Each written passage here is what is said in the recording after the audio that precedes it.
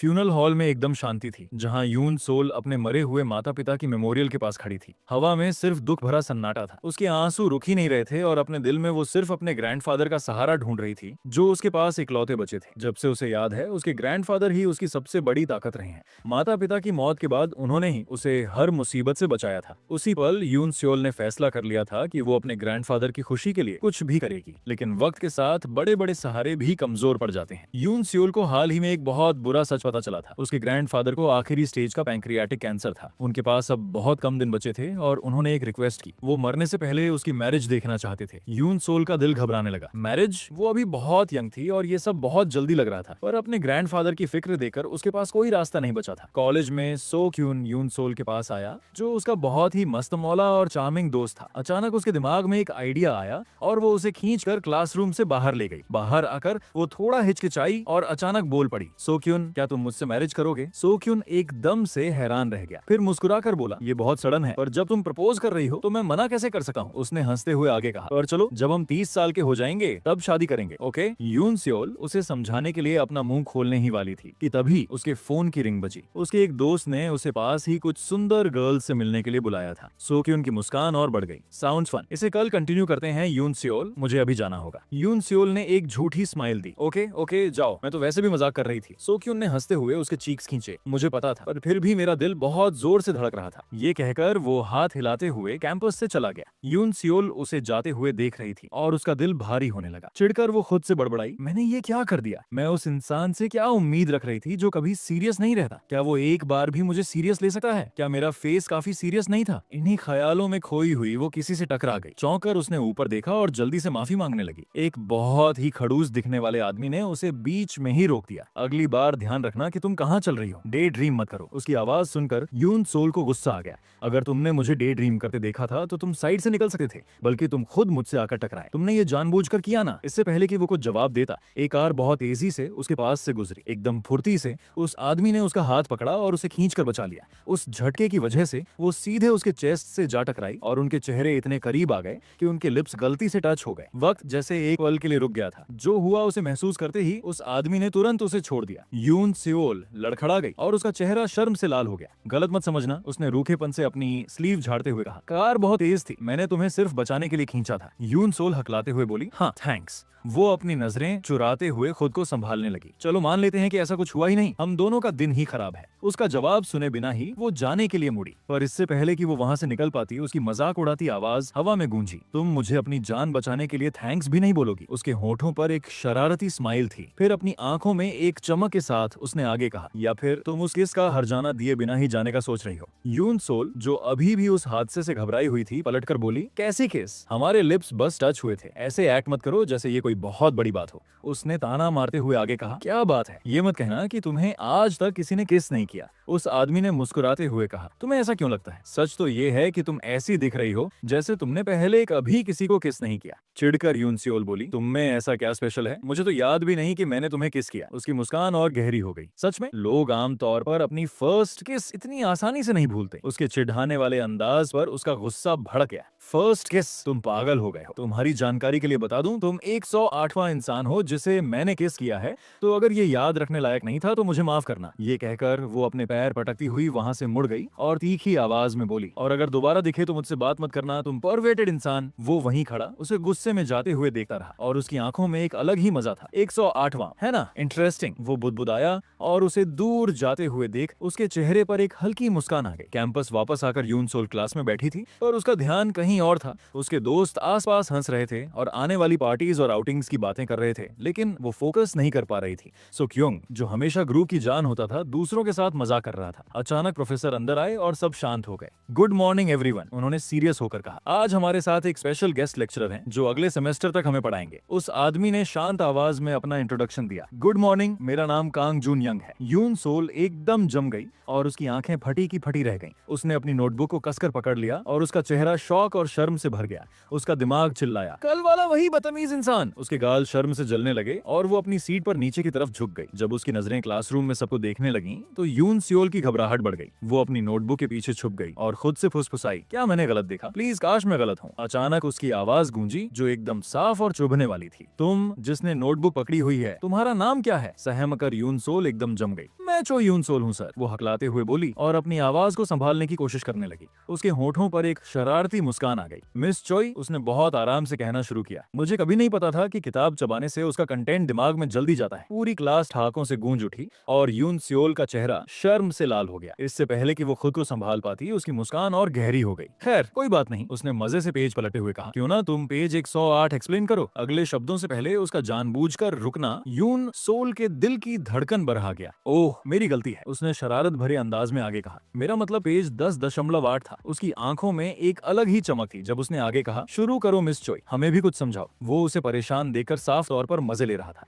Class खत्म होते ही सूजिन ने बहुत कैजुअल तरीके से प्रोफेसर कांग को ग्रीट किया। आपने बताया नहीं कि आप यहाँ पढ़ाने वाले हैं? उसने हल्के फुल्के अंदाज में पूछा। चलिए साथ में कॉफी पीते हैं। कैंग जून यंग का चेहरा एकदम प्रोफेशनल था। उसने दूरियां बनाए रखते हुए जवाब दिया, मुझे इसके बाद कुछ जरूरी काम निपटाना है। वैसे भी एक प्रोफेसर और स्टूडेंट का साथ में कॉफी पीना सही नहीं है। ओ सूजिन, तुम उन्हें जानती हो? एक क्लासमेट ने हैरान होकर पूछा। सूजिन ने बिना किसी खास रिएक्शन के जवाब दिया, हाँ, हमारी फैमिलीज एक दूसरे को जानती हैं। बाद में क्योंग यून, जो यून सियोल की दोस्त थी, उसने लंच में जिम्पोंग खाने का आइडिया दिया, पर यून सियोल ने मना कर दिया। मैं सीधा घर जा रही हूँ, बस थोड़ी थक गई हूँ, उसने एक फीकी मुस्कान के साथ कहा। हॉलवे से गुजरते हुए उसने देखा कि कैंग जून यंग उसके आगे चल रहा है। हिम्मत जुटाकर उसने उसे आवाज दी, मिस्टर कैंग, क्या हम 1 मिनट बात कर सकते हैं? वो रुका और मुड़ा। उसकी तेज नजरें सीधे यून सियोल की आंखों में थीं।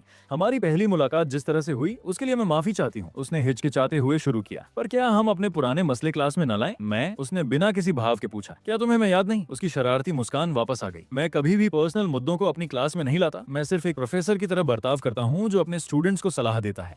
उसकी आवाज में हल्का सा ताना था जब उसने कहा, इतनी घमंडी मत बनो। यून सियोल का मुंह हैरानी से खुला रह गया, पर उसके पास बोलने को शब्द नहीं थे। जैसे ही वो मुड़ा और वहां से चला गया, वो वहीं खड़ी रह गई और उसका गुस्सा अंदर ही अंदर उबलने लगा। उसी शाम जब वो अपने अपार्टमेंट में थी, यून सियोल का फोन बजा। उसके ग्रैंडफादर का कॉल था। उसने तुरंत फोन उठाया। यून सियोल, कैसी हो तुम? उन्होंने खुशी से पूछा। मैं ठीक हूँ ग्रैंडपा, आप कैसे हैं? उसने जवाब दिया, हाँ हाँ मैं बढ़िया हूँ। सुनो, मैं इस सैटरडे शहर आ रहा हूँ अपने एक पुराने दोस्त के बेटे से मिलने। तुम्हें भी हमारे साथ चलना चाहिए। ठीक है, मेरा कोई प्लान नहीं है तो मैं चलूंगी, उसने कहा। बहुत अच्छे, मैं तुम्हें पिक कर लूंगा, जल्दी मिलते हैं। कॉल कट गया और वो बस अपने फोन को देखती रह गई। अगला दिन एक नई ताजगी के साथ आया और यून सियोल खुद को अपने ग्रैंडफादर के साथ एक बहुत बड़े एस्टेट में ले जाते हुए पाई। कांग थे जिन, उसके ग्रैंडफादर ने बड़े प्यार से पुकारा जब होस्ट उनकी तरफ बढ़े। इतनी बड़ी कंपनी के मालिक को खुद गेट पर मेहमानों को लेने आने की जरूरत नहीं है। यून सियोल के ग्रैंडफादर ने हल्का मजाक किया, पर मुझे तो आना ही था, मैं इस यंग लेडी से मिलना चाहता था। कांग थे जिन ने हंसते हुए जवाब दिया। जैसे ही उसने तमीज से बो किया, उसके ग्रैंडफादर ने उनका इंट्रोडक्शन कराया। ये मेरे मरे हुए दोस्त कांग डोंगवू के बच्चे हैं। ये तुम्हारे माता पिता के भी बहुत करीबी दोस्त थे और टीजे कॉर्प के मालिक हैं। यून सोल ने एक प्यारी स्माइल के साथ कहा, आपसे मिलकर बहुत अच्छा लगा। तेजिन ने प्यार से कहा, तुम बहुत खूबसूरत यंग लेडी बन गई हो। हाइसूक ने उन्हें अंदर बुलाते हुए कहा, अंदर आइए। चलते हुए तेजिन बोले, तुम्हारी फैमिली ने हमारे लिए बहुत कुछ किया है, तुम्हारे बिना टीजे कॉर्प आज यहाँ नहीं होती। उसके ग्रैंडफादर ने बात काटते हुए कहा, अरे ऐसा मत कहो। घर में घुसते ही तेजिन की आवाज में थोड़ा दुख था। यून सियोल, मुझे अफसोस है कि तुम्हारे माता पिता के जाने के बाद मैं तुमसे मिल नहीं पाया। हैसूक ने प्यार से उन्हें रोक दिया, अभी ऐसी भारी बातें मत कीजिए। तेजिन ने माहौल बदलते हुए कहा, यून सियोल, अगर तुम चाहो तो हमें अपनी फैमिली समझ सकती हो। मुझे बहुत खुशी होगी अगर मुझे एक बेटी मिल जाए, शायद मेरे बच्चों को एक बहन और बड़ा भाई मिल जाए। हैसूक ने मुस्कुराते हुए कहा, तेजिन, तुम उसे शर्मिंदा कर रहे हो। तुम्हें हमेशा से एक बेटी चाहिए थी और अब तुम मौका हाथ से जाने नहीं दे रहे। तेजिन गर्व से मुड़े और इशारा किया,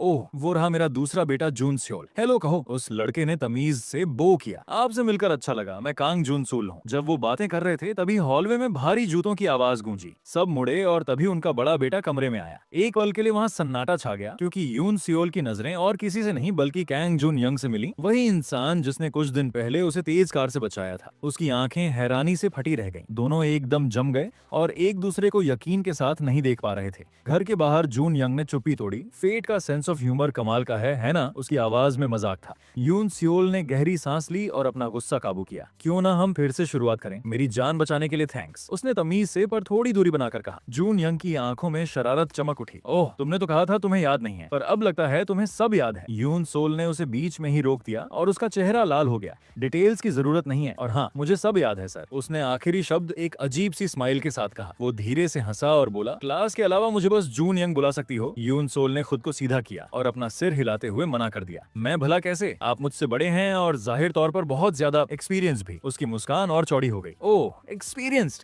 तुम्हारा मतलब फर्स्ट केस के एक्सपीरियंस से है, पर मैं तुम्हारा मुकाबला नहीं कर सकता। तुमने तो ये 108 बार किया है। उसका चेहरा गुस्से और शर्म से लाल हो गया और वो उसे घूरने लगी। वो बिना किसी फिक्र के हंसता रहा और बोला, क्यों मिस चोई, मैंने सही कहा ना? उसका गुस्सा 7वें आसमान पर पहुंच गया। आप सच में अजीब हैं। मैं तो बस अपने ग्रैंडपा और आपके माता पिता की वजह से तमीज से बात कर रही हूँ, पर आप। उसने उसकी तरफ उंगली दिखाते हुए चेतावनी दी। संभल कर रहिए, बाहर हम एक दूसरे को नहीं जानते, समझ गए? उसने बड़े आराम से कंधा उचकाते हुए जवाब दिया। यही तो मैं भी चाहता हूँ। अच्छा बनने का नाटक करने की कोई जरूरत नहीं है। थोड़ा पास झुकर उसने आगे कहा, वैसे भी ये मुझ पर सूट नहीं करता। जैसे ही वो जाने के लिए मुड़ा, यून सोल अपनी मुठियां भींचे वहीं खड़ी रह गई और उसका गुस्सा अंदर ही अंदर उबलता रहा। कॉलेज वापस आकर यून सोल ने अपनी दोस्त को सब बताया कि वो शादी के लिए लड़का ढूंढ रही है और उसने सोक्यून को प्रपोज भी किया था। हैरान होकर उसकी दोस्त चिल्लाई, तुम ऐसे ही किसी से भी कैसे मैरिज कर सकती हो? फिर उसने यून सोल को डांटा, तुम्हें कोई मैच्योर और सेटल इंसान चाहिए, ऐसे अचानक किसी को भी नहीं चुन सकती। अचानक उसकी दोस्त का चेहरा चमक उठा जैसे कोई आइडिया आया हो। मुझे पता है, मेरी आंट एक मैच मेकिंग बिजनेस चलाती है, चलो तुम्हारे लिए एक ब्लाइंड डेट अरेंज करते हैं। बिना जवाब का इंतजार किए उसने फैसला सुना दिया, मैं इसी सैटरडे के लिए सब सेट कर दूंगी। सैटरडे को एक होटल में यून सोल अपने डेट का इंतजार कर रही थी। जब वो आदमी आया तो उसने तमीज से इंट्रोडक्शन दिया, पर जल्द ही वो अपनी ही खूबसूरती की तारीफों के पुल बांधने लगा। अगले सैटरडे वो एक और आदमी से मिली जो अपनी डाइट को लेकर इतना पागल था कि उसने यून सोल को भी ढंग से खाने नहीं दिया। जैसे जैसे हफ्ते बीतते गए, वो कई तरह के आदमियों से मिली। कुछ बहुत ज्यादा चिपकू थे और सीधे लाइन मार रहे थे, तो कुछ भूतों में यकीन रखते थे और डरावनी कहानियां सुनाने लगे। उसे समझ आ रहा था कि एक सही लड़का ढूंढना कितना मुश्किल काम है, लेकिन एक सैटरडे उसे एक ऐसा आदमी मिला जो काफी शरीफ लग रहा था। जब वो सोच ही रही थी कि शायद ये सही है, तभी उसके हाथ से चाय का कप गिर गया।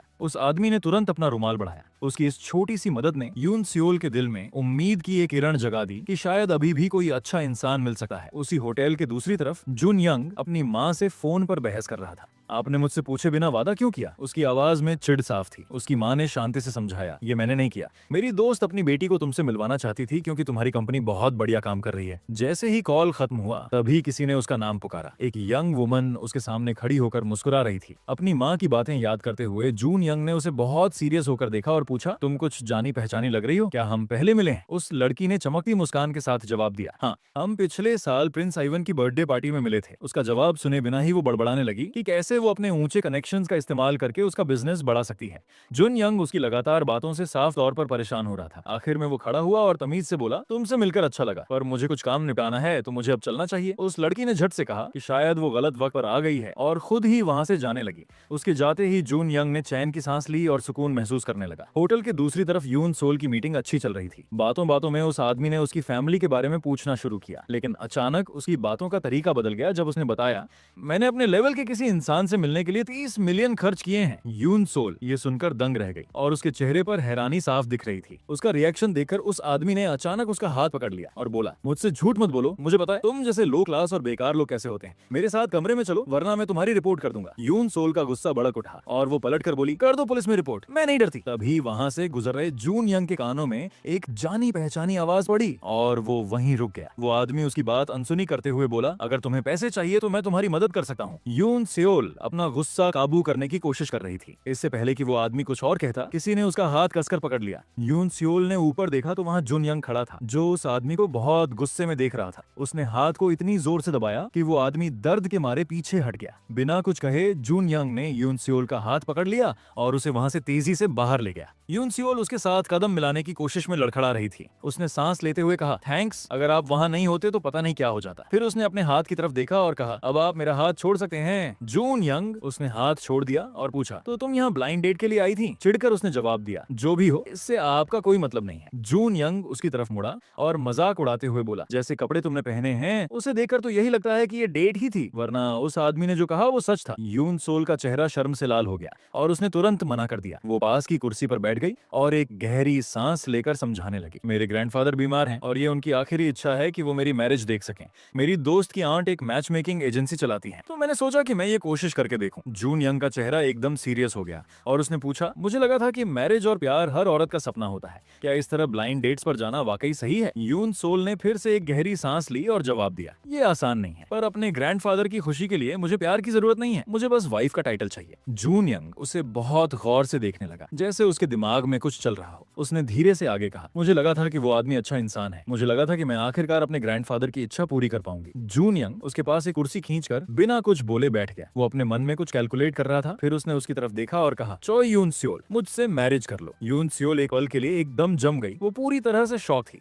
अगले ही पल वो घबराकर हंसने लगी। आप मजाक कर रहे होंगे। उसका चेहरा वैसे ही गंभीर रहा और उसने जवाब दिया, क्या तुमने नहीं कहा था कि अगर कोई तुम्हें मैरिज के लिए पूछेगा तो तुम मना नहीं करोगी? उसकी हंसी गायब हो गई। हाँ, पर आप ही क्यों? जून यंग थोड़ा आगे झुका और शांति से बोला, क्योंकि इसमें हम दोनों का फायदा है। हम एक दूसरे की क्राइटेरिया पूरी करते हैं। हमारी फैमिलीज एक दूसरे को जानती हैं और अगर तुम मुझसे शादी करोगी तो तुम्हारे ग्रैंडफादर भी खुश होंगे। यून सोल को शक हुआ और उसने पूछा, पर इसमें आपका क्या फायदा है? उसने जवाब दिया, मुझे भी एक हस्बैंड का स्टेटस चाहिए जैसे तुम्हें वाइफ का टाइटल चाहिए। उसे असलियत समझ आने लगी और उसकी आंखें फटी रह गईं। रुको, क्या आप भी यहाँ उसी के लिए? उसने बात काटते हुए कहा, हाँ, मैं अपना वक्त इन ब्लाइंड डेट्स पर बर्बाद नहीं करना चाहता। अगर मैं किसी और से शादी करूंगा तो मुझे उनकी फीलिंग्स का ध्यान रखना होगा, पर तुम्हें सिर्फ टाइटल की फिक्र है। ये हम दोनों के लिए कन्वीनियंट रहेगा। यून सोल उसे गौर से देखने लगी और बुदबुदाई, मैं सोच भी नहीं सकती कि हम शादी करेंगे। फिर थोड़ी देर रुकर उसने कहा, क्या मुझे सोचने के लिए थोड़ा वक्त मिल सकता है? एक भरोसे वाली स्माइल के साथ जून यंग बोला, ठीक है, मैं तुम्हें 3 दिन देता हूँ। तीसरे दिन शाम को 5 बजे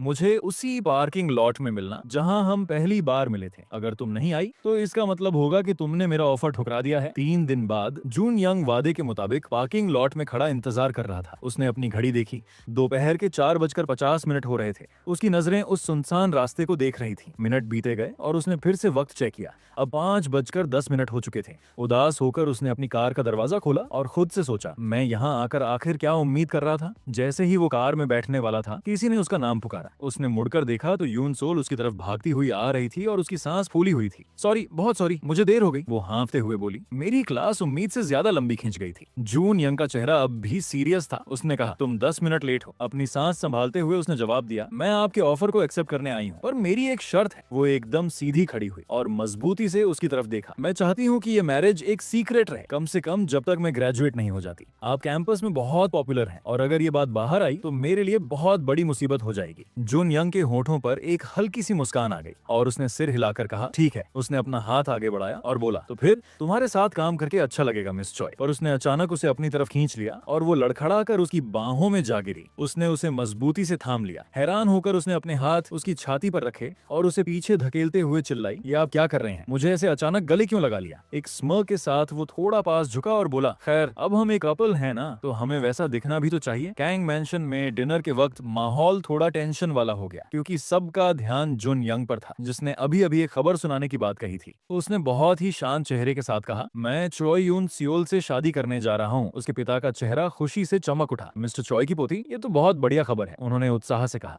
इसके उलट मिसेस कांग के चेहरे पर चिंता के बादल छा गए। उसके पिता ने सिर हिलाते हुए अपनी मंजूरी दी। जब वो हमसे मिलने आए थे तभी मुझे ऐसा कुछ महसूस हुआ था, पर मैं पक्का नहीं था। जून यंग ने बड़े आराम से जवाब दिया, हम काफी वक्त से एक दूसरे को डेट कर रहे हैं, पर मुझे नहीं पता था कि हमारे माता पिता पहले से परिचित हैं। मिसेस कांग ने बात काटते हुए अपनी सख्त आवाज में पूछा, तुम दोनों कब से रिलेशनशिप में हो? तुम तो पिछले हफ्ते ही उसके कैंपस में पढ़ा रहे थे। क्या ये शादी का फैसला थोड़ा जल्दबाजी में नहीं है? जून यंग ने उनकी आंखों में आंखें डालकर सीधे जवाब दिया, मेरे वहाँ पढ़ाने से बहुत पहले से हम डेट कर रहे हैं, मैंने बस आपको बताया नहीं था। फिर एक हल्की मुस्कान के साथ उसने आगे कहा, और इसीलिए मुझे अच्छा नहीं लगता जब आप अपनी सहेलियों की बेटियों के साथ मेरी ब्लाइंड डेट्स फिक्स करती हैं। फिक्र मत कीजिए माँ, मैं यून सोल से शादी कर रहा हूँ क्योंकि मैं उससे प्यार करता हूँ। मिसेस कांग की आंखें फटी रह गईं और वो मन ही मन घबराते हुए सोचने लगी, क्या इसे पता भी है कि प्यार असल में होता क्या है? चिढ़कर उन्होंने अपने हाथ में पकड़ा कांटा कसकर भींच लिया, हालांकि चेहरे पर दिखावटी शांति बनाए रखी। एक जबरदस्ती वाली स्माइल के साथ उन्होंने कहा, जून यंग, तुम उसे यहाँ लेकर क्यों नहीं आते? मैं खुद उससे बात करना चाहती हूँ। फोन पर यून सोल ये खबर सुनकर दंग रह गई।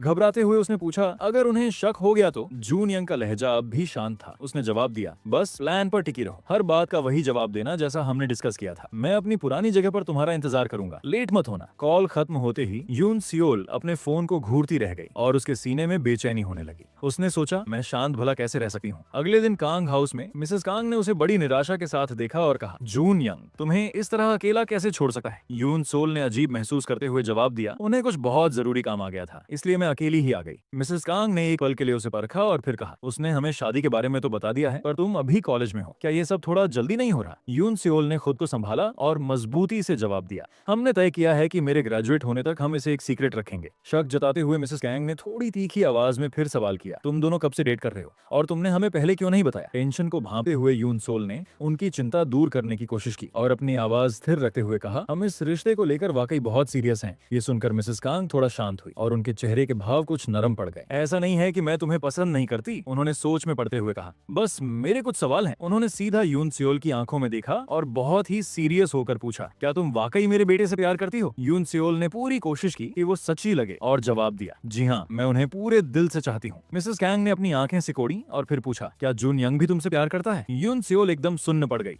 उसका दिमाग तेजी से जवाब ढूंढने लगा। इससे पहले कि वो कुछ बोल पाती, एक जानी पहचानी आवाज ने बीच में टोका, मॉम, क्या आपको ये सवाल मुझसे नहीं पूछना चाहिए? यून सोल चौंक गई जब जून यंग कमरे में आया और उसके कंधे पर हाथ रखकर उसे अपने करीब खींच लिया। उसे अपनी बाहों में जकड़ते हुए उसने मिसेस कांग से कहा, मैंने आपसे कहा ना कि हम एक दूसरे से प्यार करते हैं। आपको यकीन दिलाने के लिए अब मैं और क्या करूं? उसने नीचे यून सियोल की तरफ देखा और उसके होठों पर एक शरारती मुस्कान आ गई। मॉम, तुमसे कुछ अजीब तो नहीं पूछ रही ना हनी? यून सियोल ने अजीब सा महसूस करते हुए अपना सिर हिलाया और जवाब दिया, नहीं, वो बस आपके लिए फिक्रमंद है। मिसेस कांग चुपचाप ये सब देख रही थी और उनकी चिंता और बढ़ती जा रही थी। जैसे ही वो घर से बाहर निकले, यून सोल ने शिकायत की, क्या आपको वाकई वैसा करने की जरूरत थी? उसका लहजा काफी परेशान था। जून यंग ने बड़े आराम से जवाब दिया, और कैसे मॉम हम पर यकीन करती? उसने पलटकर कहा, आपको मुझे हग करने की जरूरत नहीं थी। उसने हल्का सा मुस्कुराते हुए कहा, जब वो तुमसे ये सवाल पूछ रही थी तब तुम्हें अपना चेहरा देखना चाहिए था। तुम बहुत ही अजीब लग रही थी, खासकर तब जब मैंने तुम्हें हग किया। उसने चिढ़कर कहा, मैं अजीब क्यों नहीं लगूंगी? हम एक दूसरे को जानते तक नहीं है और आपने मुझे पहले से बताया भी नहीं था। जब वो उसके घर पहुंचे तो उसने तमीज से थैंक्स कहा और कार से बाहर निकलने की कोशिश की, लेकिन इससे पहले कि वो निकल पाती, जून यंग ने उसका हाथ पकड़ लिया और उसे अपने होठों तक ले जाकर चूम लिया। लगता है हमें प्रैक्टिस करने की जरूरत है, उसने चिढ़ाते हुए कहा। उसकी आंखें फटी रह गईं और चेहरा एकदम लाल हो गया। प्रैक्टिस? वो घबरा कर बुदबुदाई। हाँ, प्रैक्टिस, उसने जवाब दिया। जब भी हमें मौका मिले हमें एक असली कपल की तरह दिखना होगा। उसने अपना हाथ झटके से खींचा और पलटकर बोली, नहीं, हमें इसकी कोई जरूरत नहीं है। उसने फिर चिढ़ाया, मैं इसे अच्छे से संभाल सका हूँ। देखो, तुम अभी से उलझन में पड़ गई हो, बिल्कुल अभी की तरह। वो उसके और करीब आया और शरारती नजरों से उसकी तरफ झुक गया, खासकर तब जब उसके गाल शर्म से और भी ज्यादा लाल हो गए। घबराकर उसने उसे पीछे धकेला। मैंने कहा ना मुझे जरूरत नहीं है, वो चिल्लाई और जल्दी से कार से बाहर निकल गई। उसके जाते ही उसका फोन बज उठा। देखा कि उसके ग्रैंडफादर का कॉल है तो उसने तुरंत उठा लिया। दूसरी तरफ से उसके ग्रैंडफादर की आवाज बहुत ही खुश और जोश भरी थी। तुम्हें मुझे पहले ही बता देना चाहिए था, मैं तो तभी तुम्हारी मैरिज के लिए मान जाता। उनकी खुशी सुनकर उसके चेहरे पर एक मुस्कान आ गई, हालांकि उसे थोड़ी घबराहट भी हुई। उसने सोचा, अब पीछे हटने के लिए बहुत देर हो चुकी है। कॉल खत्म होने के बाद वो फिर से कार की तरफ मुड़ी। विंडो से अंदर की तरफ झुकते हुए उसने कहा, ठीक है, फिर चलिए प्रैक्टिस करते हैं। कार के अंदर जैसे ही वो उसके और करीब आई, उसने हिचकिचाते हुए पूछा, क्या हमें वाकई किस करने की प्रैक्टिस करनी होगी? उसने उसकी तरफ देखा। उसकी आंखों में एक शरारत भरी चमक थी। तुम्हें क्या लगता है? जवाब का इंतजार किए बिना उसने उसे गले से पकड़ा और धीरे से उसका चेहरा अपने हाथों में थाम लिया। अगले ही पल उसके होठों ने उसके होठों को छू लिया। वो एकदम सुन्न पड़ गई। उसकी आंखें हैरानी से फटी की फटी रह गईं। जैसे जैसे वक्त बीता वो लम्हा और गहरा होता गया और वो उसमें खोती चली गई। काफी देर बाद जून यंग एक हल्की मुस्कान के साथ पीछे हटा। ये एक वेडिंग किस थी, उसने बड़े आराम से कहा और अपने अंगूठे से उसके होठों को सहलाया। हम जल्द ही शादी करने वाले हैं तो इसके लिए प्रैक्टिस करना तो बनता है ना? अभी भी घबराई हुई हालत में उसने बिना कुछ बोले बस सिर हिलाया और वहां से तुरंत चली गई। कार के अंदर जून यंग पीछे की तरफ झुक गया और अपनी गर्दन के पीछे हाथ फेरने लगा। जो अभी हुआ था उसे याद करके उसके गाल भी हल्के लाल पड़ गए थे। अगले दिन कॉलेज में जब यून सोल ने अपने दोस्तों की तरफ देखा तो उसे जून यंग के साथ हुई अपनी बात याद आई। हम इसे एक सीक्रेट रख रहे हैं, पर क्या मैं अपनी किसी एक दोस्त को बता सकती हूँ? मुझे किसी ऐसे की जरूरत है जो मेरा साथ दे सके, उसने पूछा था और वो मान गया था। अब अपने दोस्तों को देखते हुए वो हिचकिचा रही थी कि आखिर किस पर यकीन करे। बाद में जब वो क्योंग यून के साथ चल रही थी तो उसने हिम्मत जुटाई और कहा, मुझे तुमसे किसी बारे में बात करनी है। क्योंग यून ने चिढ़ाते हुए मुस्कुराकर पूछा, क्या बात है? क्या तुम्हारी शादी हो रही है या ऐसा ही कुछ? अजीब महसूस करते हुए यून सियोल ने जवाब दिया, सच कहूँ तो हाँ। क्योंग यून एकदम जम गई। उसकी आंखें हैरानी से बड़ी हो गईं। क्या? किसके साथ? कोई और उनकी बात न सुन ले, इसलिए यून सियोल उसे एक शांत जगह पर ले गई। जब वो अकेले थे तो उसने एक गहरी सांस ली और कहा, मैं मिस्टर कैंग से शादी करने जा रही हूँ। क्योंग यून ने उसकी तरफ उंगली उठाते हुए कहा, मुझे पता था कि तुम दोनों के बीच कुछ तो चल रहा है। शू, धीरे बोलो। यून सियोल ने उसे शांत करने की कोशिश करते हुए फुसफुसाकर कहा,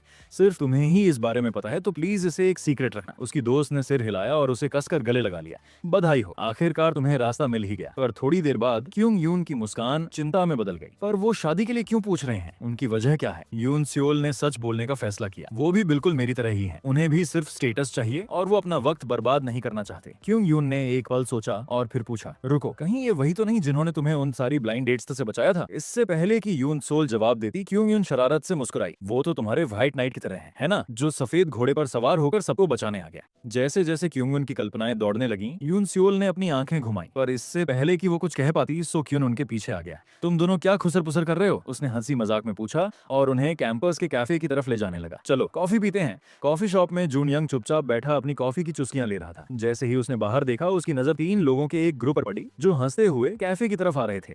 उसकी नजरें उस एक इंसान पर टिक गईं कि जिससे वो शादी करने वाला था, यून सोल। उसकी चमकती मुस्कान देखकर उसका चेहरा खिल उठा था और एक पल के लिए जून यंग अपनी नजरें वहां से हटा ही नहीं पाया। तभी अचानक एक आवाज ने उसकी सोच को तोड़ा, जून यंग। उसने मुड़कर देखा तो सूजिन पास ही खड़ी थी। उसने बड़े आराम से जवाब दिया, हेलो सूजिन। सूजिन एक प्यारी सी मुस्कान के साथ उसके पास बैठ गई और बोली, अगर मुझे पता होता कि आप यहाँ आने वाले हैं तो मैं पहले ही आपको ज्वाइन कर लेती। जब वो बातें कर रहे थे तभी वो ग्रुप कैफे के अंदर आया। सूजिन को देखकर सो क्यून ने जोश में हाथ हिलाया। सूजिन, अरे मिस्टर कांग भी यही है, उसने हैरानी से कहा। फिर सो क्यून ने उत्साह के साथ जून यंग की तरफ देखकर पूछा, हम लोग बाहर खाना खाने जा रहे हैं, क्या आप और सूजिन हमें ज्वाइन करना चाहेंगे? जून यंग ने यून सियोल की तरफ देखा जो इशारों में उसे मना करने के लिए कह रही थी। उसके होठों पर एक शरारती मुस्कान आई और उसने उसके इशारों को अनसुना कर दिया। उसने सो क्यून को जवाब दिया, ठीक है मैं चलूंगा। सो क्यून ने खुश होकर कहा, बहुत बढ़िया, तो फिर अभी चलते हैं। रेस्टोरेंट में बैठे हुए यून सोल को जून यंग की मौजूदगी की वजह से काफी बेचैनी हो रही थी। वहाँ का माहौल उसे बहुत टेंशन वाला लग रहा था और वो रिलैक्स नहीं कर पा रही थी। सो क्यून ने हमेशा की तरह उसे एक हाफ कुक अंडा दिया जो वो अक्सर साथ खाते वक्त उसे देता था। तुम्हें ये पसंद है ना? उसने उसकी प्लेट में अंडा रखते हुए कहा।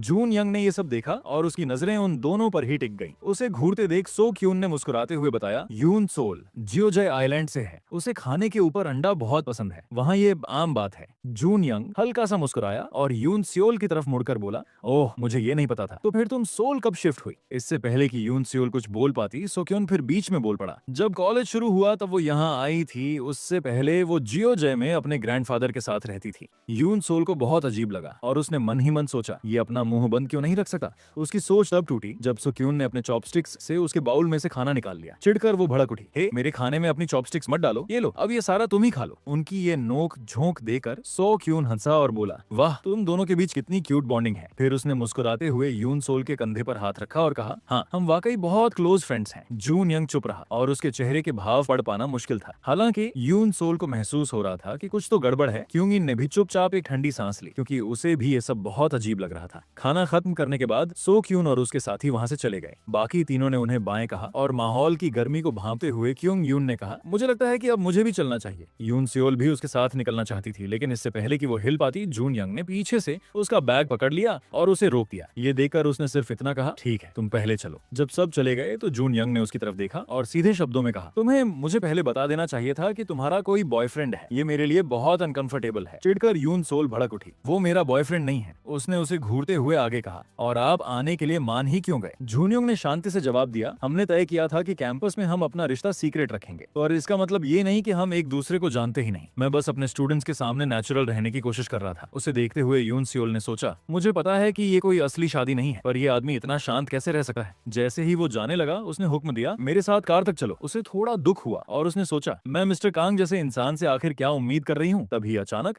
उसने अपना हाथ उसकी तरफ बढ़ाया। हैरान होकर उसने पूछा, क्या? उसने बहुत ही स्मूथली जवाब दिया, हमें जब भी मौका मिले प्रैक्टिस करनी चाहिए, है ना? वो हिचकिचाई और एक पल के लिए उसे देखती रही। आखिरकार उसने अपना हाथ उसके हाथ में दे दिया। हाथ में हाथ डालकर चलते हुए उसने सोचा, आखिरकार ये रिश्ता बिना फीलिंग्स के ही तो होना चाहिए, है ना? उसने मन ही मन ठान लिया, अगर वो कोल्ड हो सकते हैं तो मैं भी हो सकती हूँ। जब वो कार के पास पहुंचे, जोनयुंग ने दरवाजा खोला और कमेंट किया, मैंने नोटिस किया कि तुम हाथ पकड़ने में अब भी अनकंफर्टेबल हो। फिर एक हल्की मुस्कान के साथ उसने आगे कहा, तुम्हें तो इसमें अब तक एक्सपर्ट हो जाना चाहिए था, ये देखते हुए कि तुम 108 बार किस कर चुकी हो। यून सियोल ने उसे घूर कर देखा। उसे समझ नहीं आया कि गुस्सा करे या बात जाने दे। ये सोचकर कि साथ चलने में कोई बुराई नहीं है, उसने बस इतना कहा, सॉरी। खुद को बेहतर दिखाने के लिए उसने फिर से उसका हाथ पकड़ा और पूछा, ऐसे या फिर ऐसे? हाथ पकड़ने के अलग अलग तरीकों के साथ एक्सपेरिमेंट करते हुए उसने पूछा, कौन सा ज्यादा रोमांटिक लग रहा है? जूनयोंग ने अपनी उंगलियां उसकी उंगलियों में फंसा ली और उसका हाथ मजबूती से थाम लिया। ऐसे? उसने उसकी आंखों में देखते हुए कहा। यून सियोल उसे देखने लगी और उसे उसके हाथ की गर्मी महसूस हुई। एक पल के लिए उसे समझ नहीं आया कि क्या जवाब दे। उसके दिल की धड़कनें अपने आप तेज हो गई थीं।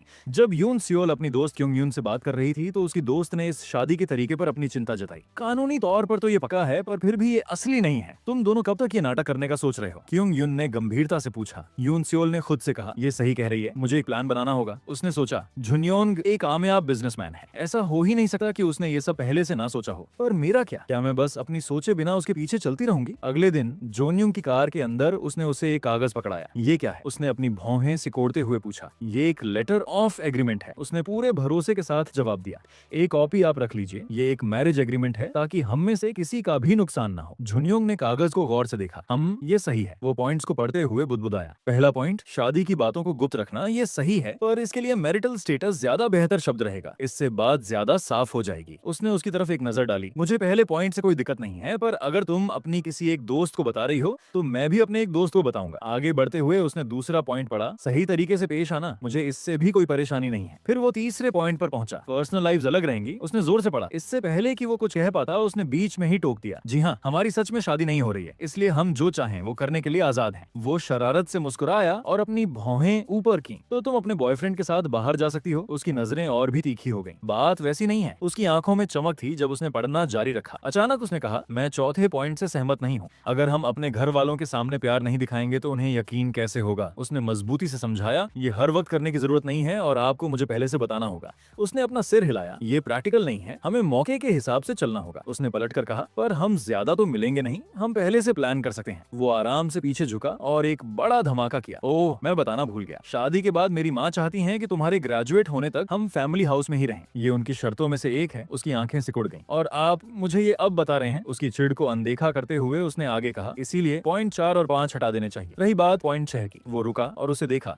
अगर तुम्हारे ग्रैंडफादर नहीं रहते तो तुम्हारे लिए इस रिश्ते का कोई फायदा नहीं बचेगा, इसलिए मैं ये समझ सका हूँ। उसका गुस्सा फूट पड़ा। पॉइंट 5 क्यों हटाना है? उसने सादगी से जवाब दिया और उसके और करीब आ गया। मुझे लगता है कि इसकी जरूरत नहीं है। उसकी मुस्कान और गहरी हो गई जब उसने पूछा, क्या तुम्हें लगता है कि मैं तुम्हारे साथ कुछ करूंगा या फिर? वो रुका और उसकी आंखों में झांकते हुए बोला, क्या तुम्हें डर है कि तुम बहक जाओगी? गुस्से से उसके गाल लाल हो गए और उसने उसे घूर कर देखा। ठीक है, उसने दांत पीसते हुए कहा और पॉइंट 4 को काट दिया। पर पॉइंट 5 रहेगा, मैं पॉइंट 4 को बदल दूंगी। उसने उसे बदला हुआ एग्रीमेंट पकड़ाया। उसने उसे जोर से पढ़ा, एक ही बेड पर नहीं सोना। जी हाँ, उसने मजबूती से जवाब दिया। ये मैरिज एक बिजनेस है, कोई इमोशनल रिश्ता नहीं। सही कहा ना? बिना किसी बहस के उसने कागज पकड़ा और उस पर साइन कर दिए। उसने उसे गंभीरता से देखा और कहा, जब आपका काम हो जाए तो अपनी आंखें बंद कर लेना। वो थोड़ा उलझन में पड़ गया। क्यों? इससे पहले कि वो कुछ समझ पाता उसने देखा कि वो उसकी तरफ झुक रही है और उसकी आंखें बंद हैं। वो एकदम जम गया। उसका दिमाग तेजी से चलने लगा। उसने अपनी आंखें थोड़ी सी खोली और उसकी हिचकिचाहट समझ गई। घबराकर उसने उसके गाल पकड़ लिए।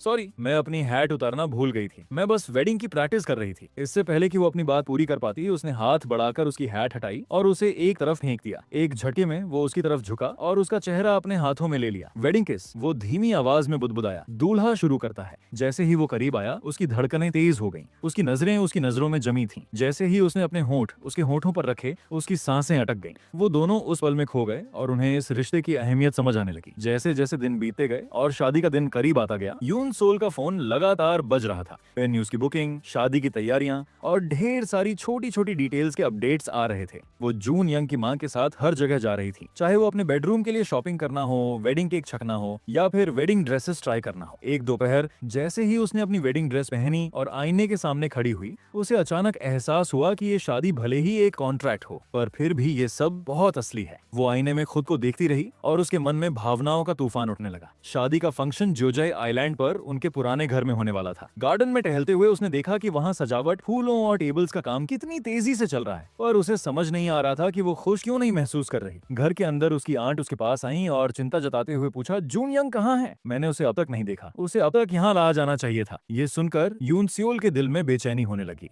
और उसे एक अजीब सा खालीपन महसूस होने लगा। तभी अचानक किसी ने उसका नाम पुकारा। उसने दरवाजे की तरफ मुड़कर देखा तो वहाँ उसका होने वाला हस्बैंड खड़ा था। वो अपने सामान के साथ वहाँ खड़ा था और उसके चेहरे पर एक सुकून देने वाली मुस्कान थी। उसे देखते ही यून सियोल को बहुत राहत मिली और उसका दिल अचानक से खुश हो गया। उसकी हालत देखकर जून यंग उसके पास आया और उसके हाथ से बॉक्स ले लिया। उसने कहा, सॉरी, मैं तुम्हें बिना बताए ही आ गया। इससे पहले कि वो कुछ और कहते, उसकी आंट वहाँ आ गई और यून सियोल ने तुरंत उन्हें जून यंग से मिलवाया। जब उसकी आंट और जून यंग शादी के बारे में बातें करने लगे तो यून सियोल की नजरें उस पर ही टिक गईं। बिना पता चले उसके चेहरे पर एक मुस्कान आ गई और उसे सच में बहुत शांति और खुशी महसूस हुई। रात को चॉय हाउस में सब लोग डिनर टेबल पर बैठकर बातें कर रहे थे। यून सियोल की आंट ने उसे प्यार से डांटा, तुम्हें और खाना चाहिए वरना शादी वाले दिन तुम बेहोश हो जाओगी। यून सियोल ने मना करते हुए कहा, आंट, मैं ज्यादा नहीं खा सकती वरना मेरी ड्रेस फिट नहीं आएगी। पास ही बैठे जून यंग ने बड़े भरोसे के साथ कहा, फिक्र मत कीजिए आंट, शादी के बाद मैं इस बात का ध्यान रखूंगा कि ये पेट भरकर खाए। यून सियोल ने सिर हिलाया और कहा, देखा, अब आप रिलैक्स कर सकती हैं। उसकी आंट ने मुस्कुराते हुए कहा, इसमें कोई हैरानी वाली बात नहीं है कि यून सियोल को पहली नजर में ही प्यार हो गया था। ये सुनकर जून यंग ने अपनी भौहें ऊपर की और उसकी तरफ मुड़कर बोला,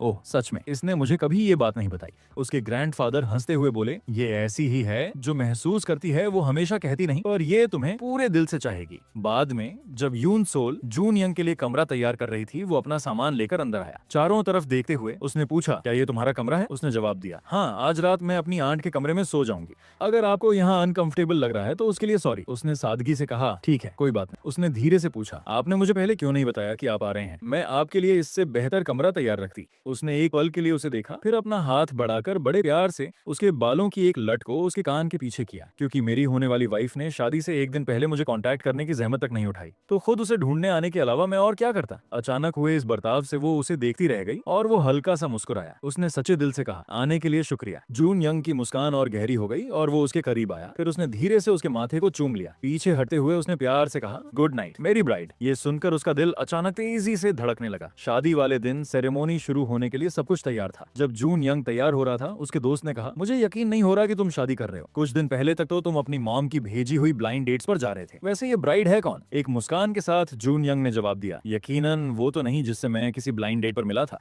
उसके दोस्त का लहजा गंभीर हो गया। तो फिर कौन? सवाल को अनसुना करते हुए जून यंग ने उस कमरे का दरवाजा खटखटाया जहां यून सियोल तैयार हो रही थी। उसकी दोस्त ने दरवाजा खोला और कहा, वो अभी तैयार नहीं हुई है। और जून यंग नहीं माना। उसने भरोसा दिलाते हुए कहा, बस 1 मिनट लगेगा, और वो अंदर चला गया। उसने आवाज दी, यून सियोल, पर जैसे ही उसने ऊपर देखा वो वहीं जम गया और उसकी आंखें फटी रह गईं। सामने यून सियोल खड़ी थी, अपनी वेडिंग गाउन में एक बहुत ही खूबसूरत ब्राइड लग रही थी। उसे घूरते देख उसने पूछा, जी? जब उसे एहसास हुआ कि वो काफी देर से चुपचाप खड़ा है, तो जून यंग ने अपना गला साफ किया और अपने दोस्त की तरफ इशारा किया, ये मेरा बिजनेस पार्टनर और ग्रूम्समैन है, मैंने सोचा मिलवा दूं। उसने तमीज से हाथ जोड़कर नमस्ते किया और फिर अपनी सहेली को जून यंग के दोस्त से मिलवाया। जान पहचान होने के बाद जून यंग ने अपने दोस्त को याद दिलाया, चूंकि ये एक सीक्रेट मैरिज है तो ऑफिस में किसी को पता नहीं चलना चाहिए। उसके दोस्त ने सिर हिलाया, समझ गया, मैं प्रैक्टिस के लिए पहले बाहर जाता हूँ। यून सियोल की सहेली ने भी कहा, मैं भी चलती हूँ, अभी तुम दोनों अकेले बात कर लो। जाने से पहले दोनों ने सलाह दी, बस रिलैक्स करो, ठीक है? दरवाजा बंद होने के बाद यून सोल ने घबराते हुए जून यंग की तरफ देखा, क्या हम वाकई इतने टेंशन में लग रहे हैं? जून यंग ने पूरे भरोसे के साथ जवाब दिया, मैं तो नहीं हूँ, क्या तुम हो? उसने कहा, बिल्कुल हूँ, अगर हमारा नाटक पकड़ा गया तो मेरे ग्रैंडफादर टूट जाएंगे। अपने सीने पर हाथ रखे हुए उसने आगे कहा, तो ऐसा महसूस होता है? कोई ताज्जुब नहीं कि लोग अपनी शादी के दिन भाग क्यों जाते हैं। जून यंग उसके और करीब आया और उसके कंधे पर हाथ रखा। तो जैसा उन्होंने सलाह दी, क्या हमें रिलैक्स होने के लिए किसकी प्रैक्टिस करनी चाहिए? वो उसकी तरफ झुका। उसका चेहरा उसके चेहरे के एकदम करीब था और उनके होठों में बस कुछ ही इंच की दूरी थी। पर अगर हमने ऐसा किया तो तुम्हें अपना मेकअप फिर से करना पड़ेगा। उसने शरारत से मुस्कुराते हुए उसे चिढ़ाया। घबराकर उसने उसे पीछे धकेला। आप हमेशा किसके बारे में ही क्यों सोचते रहते हैं? आप बड़े परवर्ट हैं। जून यंग हंसा और मजेदार मुस्कान के साथ पीछे हट गया। देखा, अब तुम्हारी घबराहट गायब हो गई ना? वो वहीं खड़ी रह गई और उसे जाते हुए देखती रही। उसने सोचा, ये अभी क्या हुआ? उसका दिल अब भी तेजी से धड़क रहा था। शादी के मंडप की हल्की छांव में जून यंग अपनी ब्राइड का इंतजार कर रहा था। उसकी नजरें सामने वाले रास्ते पर टिकी थीं और तभी यून सियोल वहां आई। वो अपने ग्रैंडफादर का हाथ पकड़े बहुत ही धीरे और शर्माते हुए उसकी तरफ बढ़ रही थी। जैसे ही उनकी नजरें मिली, यून सियोल के दिल की धड़कन तेज हो गई और उसने अपनी नजरें नीचे कर ली। वो उसे लगातार देख भी नहीं पा रही थी, लेकिन जून यंग एकदम शांत खड़ा था और उसकी आंखें यून सियोल पर ही टिकी थीं। जब वो आखिरकार उसके पास पहुंची तो जून यंग अब और इंतजार नहीं कर पाया और उसने अपना हाथ उसकी तरफ बढ़ा दिया। उसके ग्रैंडफादर ने उसके हाथ की तरफ देखा और फिर धीरे से यून सियोल का हाथ जून यंग के हाथ में दे दिया। ये एक खामोश इशारा था भरोसे का। शादी की रस्में आगे बढ़ी और जैसे ही उन्होंने एक दूसरे को रिंग्स पहनाई, उनके घर वालों की खुशी का ठिकाना नहीं रहा। सबके चेहरे मुस्कान से खिले हुए थे। तभी अचानक ग्रूम्समैन ने ऐलान किया, अब शादी की कस्मों को पूरा करने के लिए केस का वक्त आ गया है। ये सुनते ही यून सियोल एकदम सहम गई। जून यंग ने धीरे से उसके कान में कहा, अब हमारी प्रैक्टिस का रिजल्ट दिखाने का वक्त आ गया है, रिलैक्स करो, तुम बहुत अकड़ी हुई लग रही हो। जैसे ही उसने उसका वेल हटाने के लिए हाथ बढ़ाया, उसने घबराते हुए फुसफुसा कर कहा, पर हमने इतने सारे लोगों के सामने प्रैक्टिस नहीं की थी। वो हल्का सा हंसा और उसे भरोसा दिलाते हुए बोला, बस अपनी आंखें बंद कर लो। उसने फटी आंखों से उसे देखा और फिर उसकी बात मानकर धीरे से अपनी आंखें बंद कर लीं। जून यंग उसकी तरफ झुका। उसका चेहरा उसके चेहरे के बहुत करीब था और अगले ही पल उनके होंठ मिले और उन्होंने एक किस के साथ अपनी शादी मुकम्मल की। वहां मौजूद लोग तालियों से गूंज उठे और इसी के साथ वो अब आधिकारिक तौर पर मिस्टर और मिसेस कैंग बन चुके थे। उनके पेरेंट्स के जाने के बाद यून सोल और जून यंग ने उन्हें विदा किया और हर चीज के लिए थैंक यू बोला।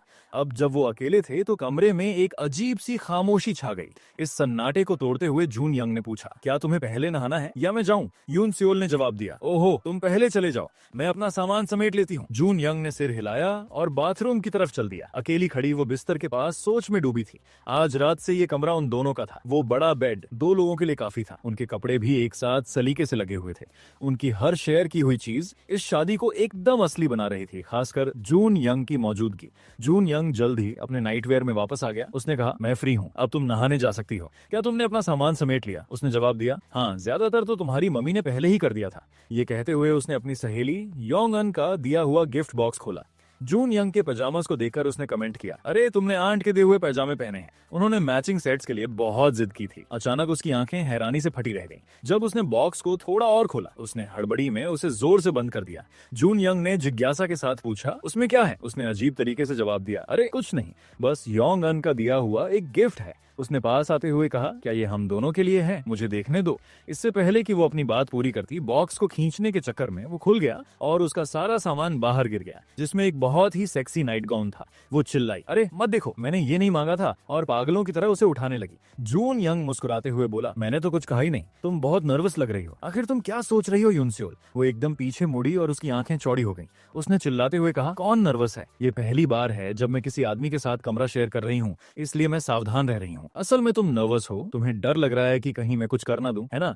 जून यंग और करीब आया और अपनी आवाज धीमी करते हुए बोला, हम हस्बैंड और वाइफ हैं, हम ये कभी भी कर सकते हैं। उसने अपना अंगूठा उसके होठों पर फेरा। क्या ख्याल है? उसके हाथ अपने आप जून यंग की चेस्ट पर दब गए। उसने हकलाते हुए पूछा, क्या ख्याल? कैसा? उसका चेहरा शर्म से लाल हो रहा था। बिना कुछ कहे वो उसकी तरफ झुका, उसके होठों को छुआ और फिर उन्हें एक गहरे किस में बदल दिया। उसकी आंखें फटी रह गईं, लेकिन जल्द ही वो बंद हो गई और उसने उसकी शर्ट को कसकर पकड़ लिया। वो उस पल में खो गई थी। किस के बीच में ही उसने अपनी आंखें खोली और उसका रिएक्शन देखकर मुस्कुराया। पीछे हटे हुए उसने धीरे से फुसफुसाया, रुको, सब लोग अभी जागे हुए हैं, इसलिए बेहतर होगा कि हम इससे आगे न बढ़ें। उसका चेहरा एकदम सुर्ख लाल हो गया। उसने कहा, किसने कहा कि हमें आगे बढ़ना है? वैसे भी ये कॉन्ट्रैक्ट में है, हम एक ही बेड पर नहीं सो रहे हैं। वो हंसा। खैर, ऐसा लगता है कि हमें अपने हनीमून तक सब्र करना पड़ेगा। यून सोल ने खींचते हुए सोचा, क्या ये आदमी कभी किसी की सुनता है? रात गहरी होते ही कैंग घर में यून सियोल बिस्तर पर बैठी जून यंग को छुप छुप कर देख रही थी, जो सोफा पर बैठकर अपने टैबलेट में बिजी था। उसने खुद को समझाया, शांत हो जाओ यून सियोल, नए जोड़े की पहली रात खास होती है, लेकिन उसे सिर्फ एक रूममेट की तरह समझो, वो कुछ नहीं करेगा। जून यंग ने आराम से कहा, अगर तुम लाइट बंद करना चाहती हो तो ठीक है। उसने देखा कि वो बिस्तर पर बैठे बैठे ही सो गई है। उसने एक पल के लिए उसे देखा, फिर चुपचाप चादर उठाई और उसे अपनी बाहों में भरकर आराम से लिटा दिया। वो उसके शांत चेहरे को देखता रहा। उसकी नजरें उसके होंठों पर जाकर रुक गईं।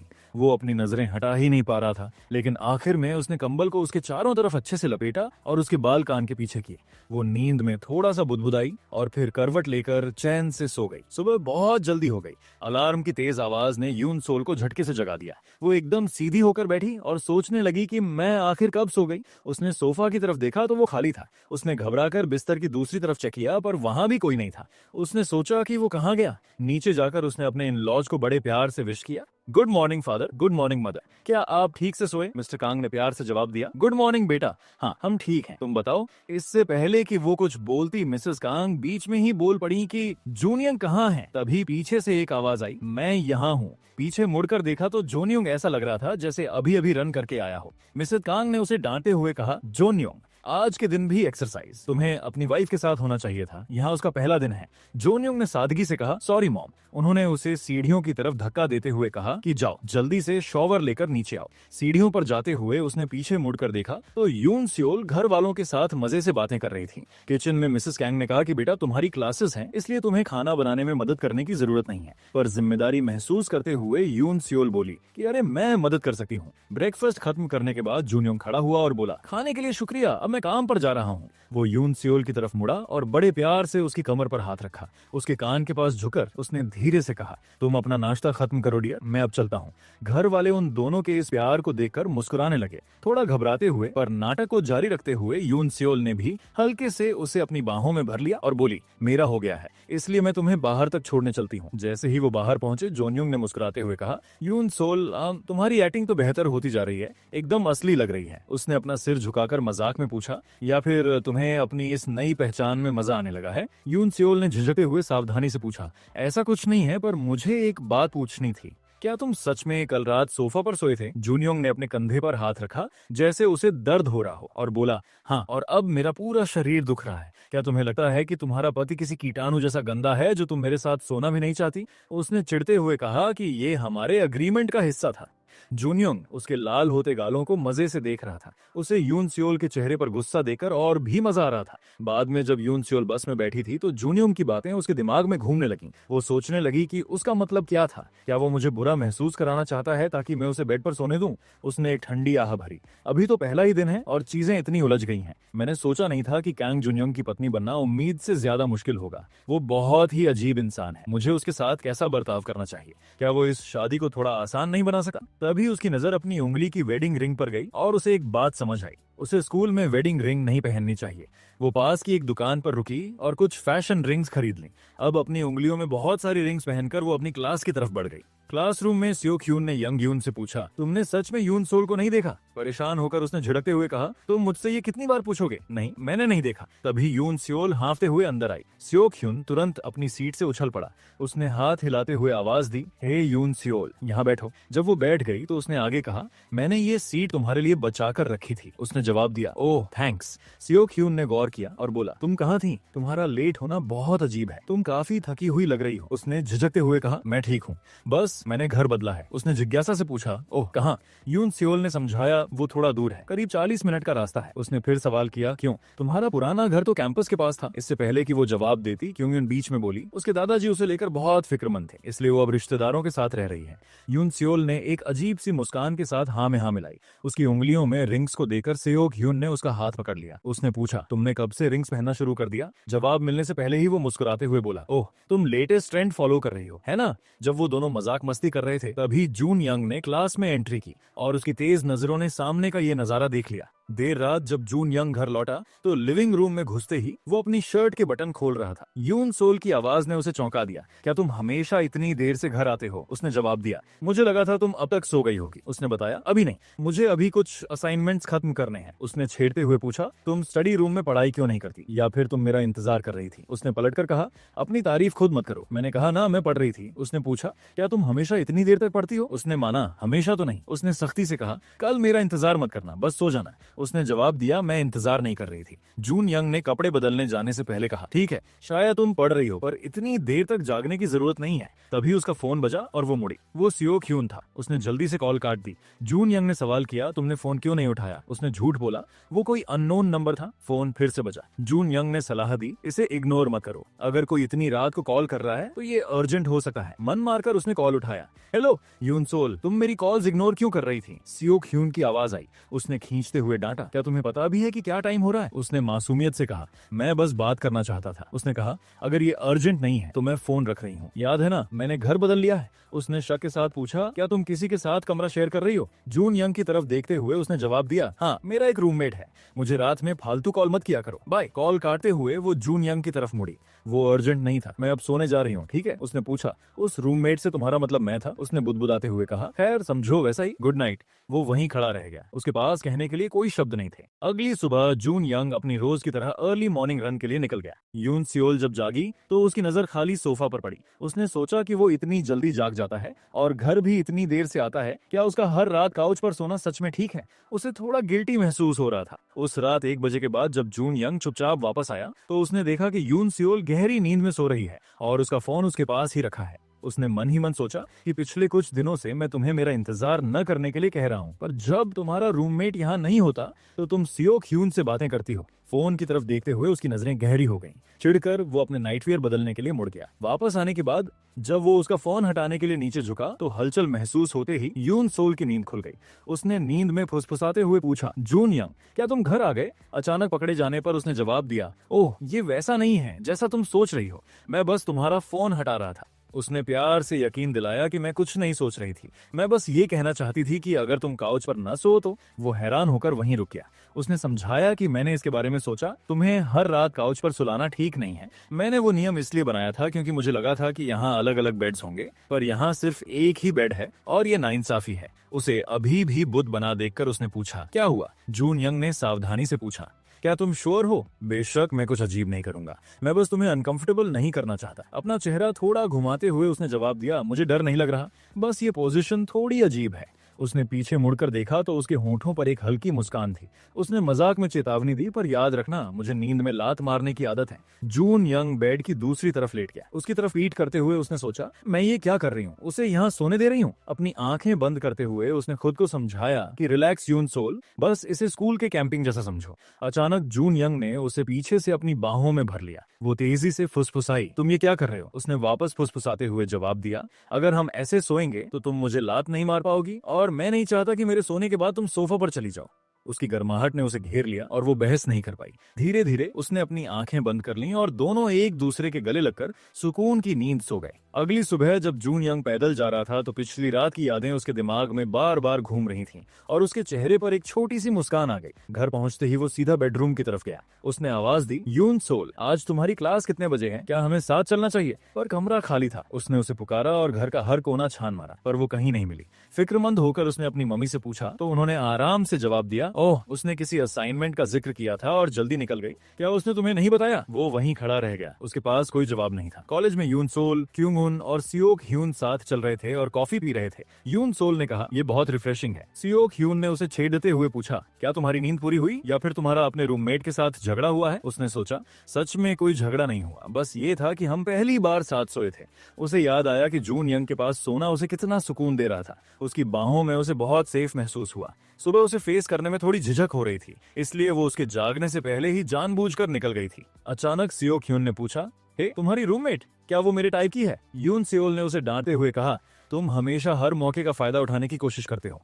उसने अपनी सफाई देते हुए कहा, इसमें गलत क्या है? मैं बस उसके बारे में जानना चाहता हूँ। तभी क्योंग यून ने हाथ उठाया और बताया, ओह, मैं उससे मिल चुकी हूँ। सियोक ह्यून ने उतावले होकर पूछा, सच में? मुझे उसके बारे में और बताओ। क्योंग यून ने सोचते हुए कहा, वो ब्यूटीफुल भी है और हैंडसम भी। उसके बाल ब्लैक हैं। सियोक ह्यून यून सियोल की तरफ मुड़ा और मजाक में बोला, प्लीज मुझे उससे इंट्रोड्यूस करवाओ, आखिर हम दोस्त हैं। उसी वक्त जून यंग वहाँ पहुंच गया। उसने विश किया, गुड आफ्टरनून। यून सोल को छोड़कर बाकी सबने जवाब दिया, गुड आफ्टरनून मिस्टर कांग। उनकी आंखें मिली और दोनों के बीच तनाव सा महसूस होने लगा। सियोक ह्यून, जो उनके रिश्ते से अनजान था, जून यंग से बातें करने लगा। क्योंग योन ने धीरे से कहा, लगता है इसकी विश पूरी हो गई, तुम्हारी रूममेट से मिल लिया। जून यंग की उंगली में रिंग देकर सियोक ह्यून ने जिज्ञासा से पूछा, मिस्टर कांग, आपने रिंग पहनी है? क्या आप मैरिड हैं? ये सुनकर यून सियोल झटके से पीछे मुड़ी। क्योंग यून ने बात संभालते हुए कहा, ओह, अगर मैं गलत नहीं हूं तो ये मिलिट्री सर्विस वाली रिंग है ना? यून सियोल ने भी जल्दी से हाँ में हाँ मिलाई। हाँ, मैंने भी ऐसी पहले देखी है। सियोक ह्यून ने उनकी बात मान ली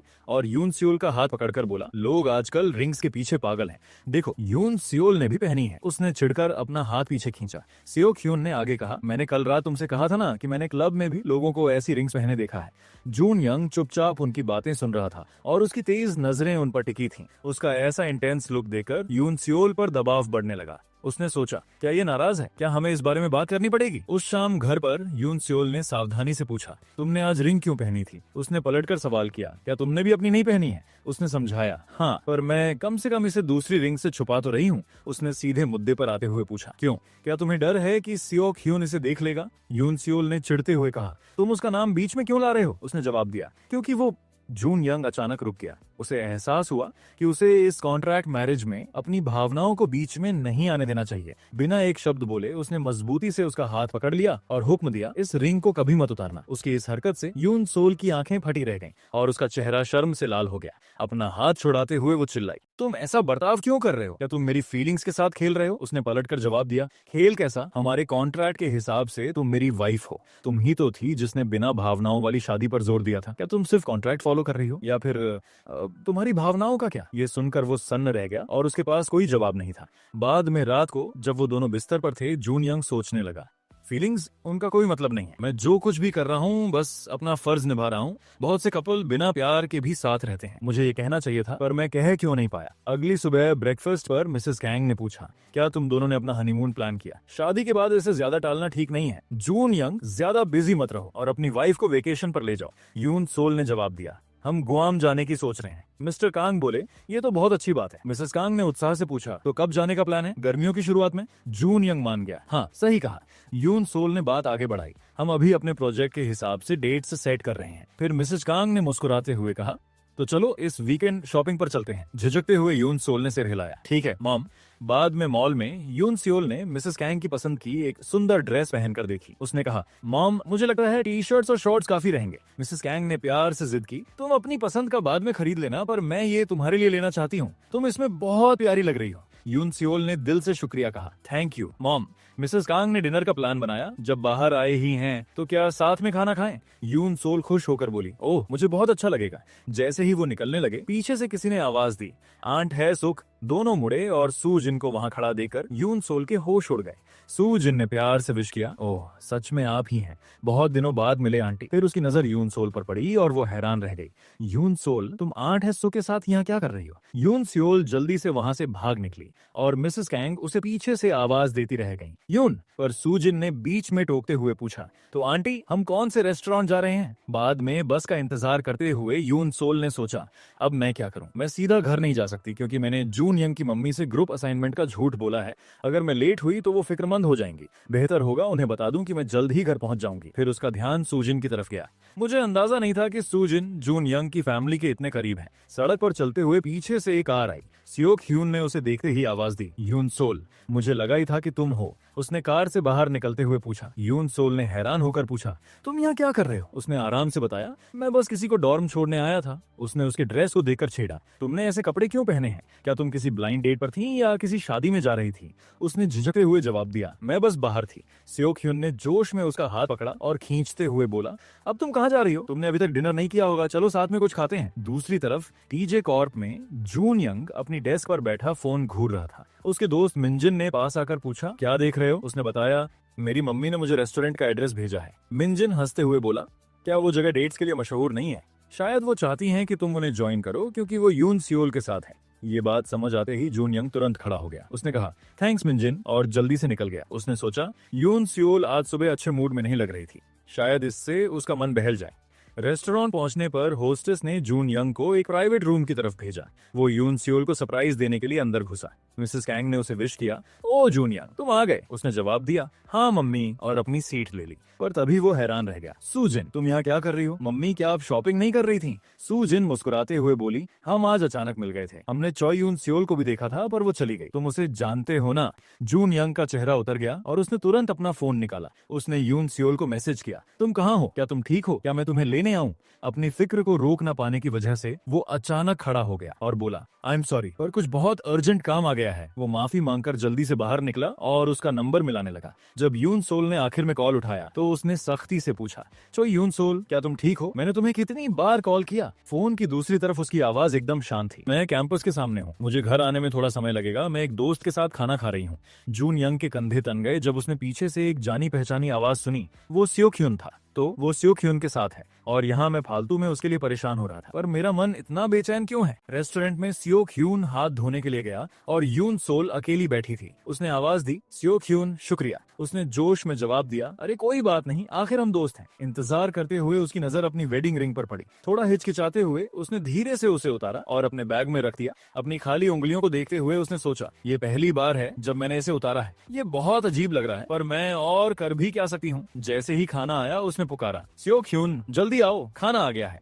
तभी पीछे से उसे एक पहचानी हुई आवाज सुनाई दी, आखिरकार मैंने तुम्हें ढूंढ ही लिया, चोय यून सियोल। उसकी आंखें हैरानी से फटी रह गईं और चॉपस्टिक्स पकड़े हुए वो वहीं जम गई। जून यंग वहां खड़ा था। उसकी सांसें थोड़ी फूल रही थीं और उसकी तेज नजरें उसी पर टिकी थीं। उसका दिल तेजी से धड़कने लगा, ये यहाँ क्या कर रहा है? जब वो सब टेबल पर बैठे तो सियोक ह्यून बोला, ओह मुझे उम्मीद नहीं थी कि मिस्टर कांग यहाँ खाना खाएंगे। जून यंग ने तमीज से कहा, सॉरी अगर मैंने तुम्हारी डेट खराब की हो तो। सियोक ह्यून ने बात साफ की, अरे ये डेट नहीं, मैंने बस यून सोल को सड़क पर अकेला और उदास चलते देखा तो उसे यहाँ बुला लिया। जून यंग ने कमेंट किया, तुम काफी अच्छे दोस्त हो। शर्मिंदगी महसूस करते हुए यून सियोल चिढ़कर बोली, अगर तुम दोनों ऐसे ही बातें करते रहे तो मैं घर चली जाऊंगी। सियोक ह्यून ने खाना खिलाते हुए कहा, अरे यून सियोल पहले खाना तो खा लो। वो बुदबुदाई, मैं खुद खा सकती हूँ, और चोरी छिपे जून यंग को देखने लगी जो वहाँ गुस्से में बैठा था। रेस्टोरेंट से निकलते वक्त सियोक ह्यून ने ऑफर दिया, चलो मैं तुम्हें छोड़ देता हूँ, तुम्हारा घर बहुत दूर है। उसने जवाब दिया, मैं बस ले लूंगी। तभी जून यंग ने सुझाव दिया, कैसा रहेगा अगर मैं तुम्हें छोड़ दूं? लगता है यून सियोल का घर उसी तरफ है जहाँ मेरा है। सियोक ह्यून ने हैरानी से पूछा, मिस्टर कांग क्या आपको पता है वो कहाँ रहती है? मुझे तो ये भी नहीं पता। यून सियोल घबराकर सोचने लगी, जून यंग तुम इसे बहुत जाहिर कर रहे हो। जून यंग ने सफाई दी, नहीं मैंने बस यून सियोल को अपने इलाके के आसपास देखा है। सियोक ह्यून खुश होकर बोला, ओह, ये तो बहुत अच्छी बात है। क्या प्लीज इसे छोड़ देंगे? यून सियोल ने सोचा, ये कुछ ज्यादा ही भोला है या क्या? जून यंग ने मुस्कुराते हुए कहा, बेशक। सियो क्यून हाथ हिलाकर बाय बोलते हुए चला गया। उसके जाते ही जून यंग यून सियोल की तरफ मुड़ा। तो चलो अब घर चलते हैं। उसने जिद की, तुम पहले जाओ, मैं बाद में आऊंगी। उसने सख्ती से कहा, मैं यहाँ अकेले वापस जाने के लिए नहीं आया हूँ। यून सियोल ने पलटकर पूछा, तो फिर तुम आए क्यों? सबको अनकंफर्टेबल करने के लिए। उसने जवाब दिया, मैं और क्या करता? तुमने मेरी कॉल्स का जवाब नहीं दिया और किसी दूसरे लड़के के साथ चली गई। उसने चिढ़ते हुए कहा, वो कोई दूसरा लड़का नहीं, मेरा दोस्त है। और सियो क्यून का क्या? जून यंग ने अपनी नजरें सिकोड़ते हुए पूछा, क्या तुम्हें जलन हो रही है? क्या इसीलिए तुम हमारे साथ डिनर पर नहीं आई? उसने जवाब दिया, कैसी जलन? मैं इसलिए नहीं आई क्योंकि मैं हमारी शादी को राज रखना चाहती थी और मम्मी के लिए मुश्किलें खड़ी नहीं करना चाहती थी। थोड़ा मुड़ते हुए उसने आगे कहा, मुझे अपने कपड़ों से मीट की महक अच्छी नहीं लगती, इसलिए जब तक मम्मी सो नहीं जाती मैं बस यहीं टहलूंगी। जैसे ही वो सड़क पर अकेली चलने लगी, जून यंग वहीं खड़ा उसे दूर जाते हुए देखता रहा। अचानक वो आगे बढ़ा और उसके पास पहुंचकर उनकी उंगलियों को आपस में फंसा लिया, जिससे वो उसकी तेज नजरों से टकराकर चौंक गई। शर्माते हुए उसने सोचा, ये ऐसा बर्ताव क्यों कर रहा है और मैं खुश क्यों हूँ? जैसे ही वे पास के एक पार्क में दाखिल हुए, वो सोचने लगी, जब भी वो मुझे इस तरह छूता है तो उसके दिमाग में क्या चल रहा होता है? क्या उसने मेरा हाथ सिर्फ इसलिए पकड़ा है ताकि मैं दूर न जा सकूं? क्या मुझे हाथ छुड़ा लेना चाहिए? जब उसने अपना हाथ वापस खींचने की कोशिश की तो उसने अपनी पकड़ और मजबूत कर ली। उनके जुड़े हुए हाथों को उठाते हुए उसने पूछा, क्या तुमने अपनी रिंग उतार दी? घबराकर उसने जल्दी से सफाई दी, मैंने कोई दूसरी रिंग्स नहीं पहनी थी, इसलिए मैंने इसे उतार दिया, बस सावधानी के लिए। उसने अपने बैग में ढूंढकर उसे रिंग दिखाई। बिना एक शब्द बोले उसने धीरे से उससे रिंग ली और वापस उसकी उंगली में डाल दी। उसके गाल तपने लगे जब उसने फिर से उसका हाथ कसकर पकड़ लिया और उसे पार्क में और आगे ले गया। जून यंग, यहाँ देखो। उसने गुलाब के फूलों की क्यारी की तरफ भागते हुए आवाज दी। उनकी खुशबू लेते हुए वो मुस्कुराई, जून यंग, यहाँ आओ, इनकी खुशबू बहुत अच्छी है। वो वहीं खड़ा रहा और नरम आंखों से उसे देखता रहा। मैं पिछले कुछ समय से सोच रहा हूँ, मैं वो इंसान बनना चाहता हूँ जिसे तुम तब ढूंढो जब तुम्हें भागने के लिए किसी जगह की जरूरत हो। मैं चाहता हूँ कि तुम सिर्फ मेरे लिए मुस्कुराओ। मैं तुम्हारे बारे में सब कुछ जानना चाहता हूँ। मैंने इन भावनाओं को रोकने की कोशिश की, पर यह मुश्किल है क्योंकि मेरा शरीर अपने आप खींचा चला जाता है। ये वैसा ही है जैसे तितलियां अपने पिंजरे से भागने की कोशिश कर रही हों। क्या जून सोल का मतलब इसी एहसास से था? उसने सोचा, गुलाब की खुशबू वैसी ही है जैसे घर की होती है। जब मैंने घर छोड़ा था तो यही खुशबू मुझ पर टिकी हुई थी, पर शायद मैंने रेस्टोरेंट में बहुत ज्यादा वक्त बिता दिया। वो उसके और करीब झुकी और हल्का सा सूंघा। ओह, तुम में से अभी भी गुलाब की खुशबू आ रही है। उसने गौर किया। उसकी तरफ ऊपर देखते हुए उसने पूछा, क्या तुम्हें मुझ में से भी गुलाब की खुशबू आ रही है? उसकी नजरें गहराई के साथ और डार्क हो गईं। मैं तुम्हें जाने नहीं देना चाहता, किसी और के पास भी नहीं। वो इतना करीब झुक गया कि उनके होठों के बीच सिर्फ एक सांस का फासला रह गया। मैं तुम्हें पूरी तरह से अपना बनाना चाहता हूँ। इससे पहले कि वो कोई जवाब दे पाती, उसने उसके होठों को चूम लिया। हैरान होते हुए भी उसकी मर्जी शामिल थी। उसने उसे वापस किस किया और अपनी बाहें उसके चारों तरफ लपेट लीं, क्योंकि उसने उसे और करीब खींच लिया था। एक दूसरे के गले लगकर उन्होंने उस गर्माहट और खुशी को महसूस किया जिसने उन सभी अनचाही उलझनों की जगह ले ली थी जो उन पर बोझ बनी हुई थी। आखिरकार उनके चेहरों पर मुस्कान आ गई, जैसे कि उन दोनों ने जिन तितलियों को पिंजरे में बंद रखा था वे आखिरकार आजाद हो गई थीं। जैसे ही समर वेकेशन आई, वे आखिरकार अपने हनीमून के लिए निकल पड़े। फ्लाइट में जून यंग के बगल में बैठे हुए यून सोल ने सोचा, उसके बगल में घंटों बैठना आसान नहीं है, खासकर उस रात के बाद। कुछ हफ्ते बीत चुके थे पर तब से उनके बीच कुछ भी खास नहीं हुआ था। उन्होंने उस किस के बारे में बात तक नहीं की थी। उसने सोचा, क्या उसके पीछे कोई असली फीलिंग्स थी? एक एयर होस्टेस जून यंग के पास आई। सर, क्या आपको कुछ चाहिए? उसने पूछा। उसने तमीज से जवाब दिया, नहीं, मैं ठीक हूँ। जैसे ही वो दूर गई, जून यंग यून सोल की तरफ झुका। प्लीज मेरी थोड़ी मदद करो, मुझसे बार बार वही सवाल पूछे जा रहे हैं। उसने मजाक करते हुए कहा, अब मैं क्या कर सकती हूँ? तुम्हारी मॉम ने बेटे को जन्म ही इतना हैंडसम दिया है। उसने धीरे से उसका हाथ पकड़ा और उसका सिर अपने चेस्ट पर रख लिया। मेरे कहने का मतलब है कि बस ऐसे ही रहो। उसने एक पल के लिए उनके जुड़े हुए हाथों को देखा और फिर अपनी आंखें बंद कर लीं। उसे उसके पास होने से बहुत सुकून मिल रहा था। जब वे गुआम पहुंचे तो यून सोल अपने होटल के रूम को देखकर हैरान रह गई। वाह, ये रूम तो कमाल का है। यहाँ से ओशन साफ दिख रहा है और यहाँ एक जकूजी भी है, एकदम परफेक्ट। वो जोश में बेडरूम की तरफ भागी, लेकिन फूलों से सजे हुए बेड को देखकर वहीं जम गई, जिससे साफ हनीमून वाली वाइब आ रही थी। इससे पहले कि वो कुछ कह पाती, जून यंग बैग्स लेकर अंदर आया। उसे वहाँ ऐसे खड़े देखकर वो फिक्र के साथ उसके पास आया। चो यून सियोल, तुम वहाँ क्यों खड़ी हो? उसने हकलाते हुए कहा। ओह, कुछ नहीं, बस ये बेडरूम बहुत जबरदस्त है। उसने आराम से पूछा, तो अब तुम कहाँ जाना चाहती हो? उसने झट से जवाब दिया, जहाँ तुम जाओगे मैं भी वहीं चलूंगी। उसने उसका हाथ पकड़ा और उसे बाहर ले जाते हुए कहा, चलो पहले ये चेक करते हैं। जब वे ओशन ओशन के किनारे खड़े थे तो यून स्योल ने सुकून की सांस ली। ये कितना खूबसूरत है, यहाँ बैठकर तो कोई भी हमेशा के लिए सनसेट देख सकता है। मेरा मन करता है कि मैं यहीं रहूं। उसने मजाक उड़ाते हुए कहा, मुझे उम्मीद नहीं थी कि तुम इस हनीमून को इतना एंजॉय करोगी। उसने हंसते हुए जवाब दिया, ये एक वेकेशन है, मैं इसे एंजॉय क्यों नहीं करूंगी। वैसे भी मैं बस खुश हूँ कि आखिरकार हम अपने हनीमून पर आ पाए। उसने अपना सिर झुकाते हुए पूछा, तुम्हारे कहने का क्या मतलब है। उसने अपनी आंखों में प्यार भरकर कहा, हम इतने बिजी थे कि हमें कभी ठीक से बात करने का मौका ही नहीं मिला। मैं तुम्हारे और करीब आना चाहती हूँ। उसने उसकी सच्चाई को महसूस किया और फिर मजाक में मुस्कुराया, कहीं तुम हनीमून वाली रात की बात तो नहीं कर रही हो। शर्मिंदा होकर वो मुड़ी और वापस कमरे की तरफ चलने लगी। छोड़ो, इसे भूल जाओ, शायद सिर्फ मैं ही ऐसा सोच रही हूँ। जुनयंग ने, क्या मैं उसके लिए बस एक टॉय हूँ। उसने उदासी से सोचा। इससे पहले कि वो दूर जा पाती, जुनयंग ने उसका हाथ पकड़ लिया। चोई यून स्योल, मुझे माफ कर दो, मैं तो बस मजाक कर रहा था। उसने जबरदस्ती मुस्कुराते हुए कहा, मैं भी मजाक ही कर रही थी, ये हनीमून तो बस एक फॉर्मेलिटी है ना। नहीं, उसने उसे कसकर गले लगा लिया। मैं भी तुम्हारे करीब आना चाहता हूँ। वे दोनों खामोशी से एक दूसरे की बाहों में रहे, उस पल को महसूस करते हुए। बाद में होटल के रूम के अंदर जून यंग ने आवाज दी, क्या तुम तैयार हो। बाथरूम से जवाब आया, तुम्हारी मॉम ने जो खरीदा है वो अच्छा तो है, पर इसे पहनकर मैं थोड़ा अनकंफर्टेबल महसूस कर रही हूँ। अपनी शर्ट के बटन खोलते हुए उसने पूछा, क्यों। जब कोई जवाब नहीं मिला तो उसने बिना बताए बाथरूम का दरवाजा खोल दिया। वह घबरा कर बोली, ऐसे अचानक अंदर मत आया करो। उसे लाल रंग के स्विम सूट में देखकर जून यंग का चेहरा लाल हो गया। उसने कहा, क्या मैंने तुम्हें इंतजार करने के लिए नहीं कहा था, और तुम बिना शर्ट के क्यों घूम रहे हो। जून यंग ने जल्दी से एक टॉवेल उठाया और उसके चारों तरफ लपेट दिया। हम स्विमिंग के लिए जा रहे हैं, ये मत पहनो, कुछ और पहन लो। उसने सफाई दी, पर ये तुम्हारी मॉम ने मुझे दिया था। उसने जोर देते हुए कहा, कोई बात नहीं, वो यहाँ देखने के लिए नहीं बैठी हैं। नजरें चुराते हुए उसने शर्माकर कहा, पर मैं कोई दूसरा स्विम सूट नहीं लाई, क्यों ना हम इसके बजाय जकूजी में रिलैक्स करें। अगर सिर्फ तुम हो तो मुझे कोई एतराज नहीं है। जून यंग का चेहरा और भी ज्यादा लाल हो गया। वो अचानक मुड़ा, नहीं, चलो बस दूसरा स्विम सूट खरीद लेते हैं। तुमने कहा था ना कि तुम अनकंफर्टेबल हो। बाद में वे एक दूसरे का हाथ पकड़कर ओशन के किनारे टहलने लगे और एक दूसरे के साथ का मजा लेने लगे। साथ बैठकर ड्रिंक्स पीते हुए जून यंग ने पूछा, क्या ग्योंगुन तुम्हारी बचपन की दोस्त है। उसने जवाब दिया, हाँ, वो मेरे बारे में सब कुछ जानती है, यहाँ तक कि वो बातें भी जो मेरे ग्रैंडफादर को नहीं पता। उसने मजाक किया, तो मैं उससे तुम्हारे सारे सीक्रेट्स पूछ सकता हूँ। उसने चैलेंज किया, पूछ सकते हो,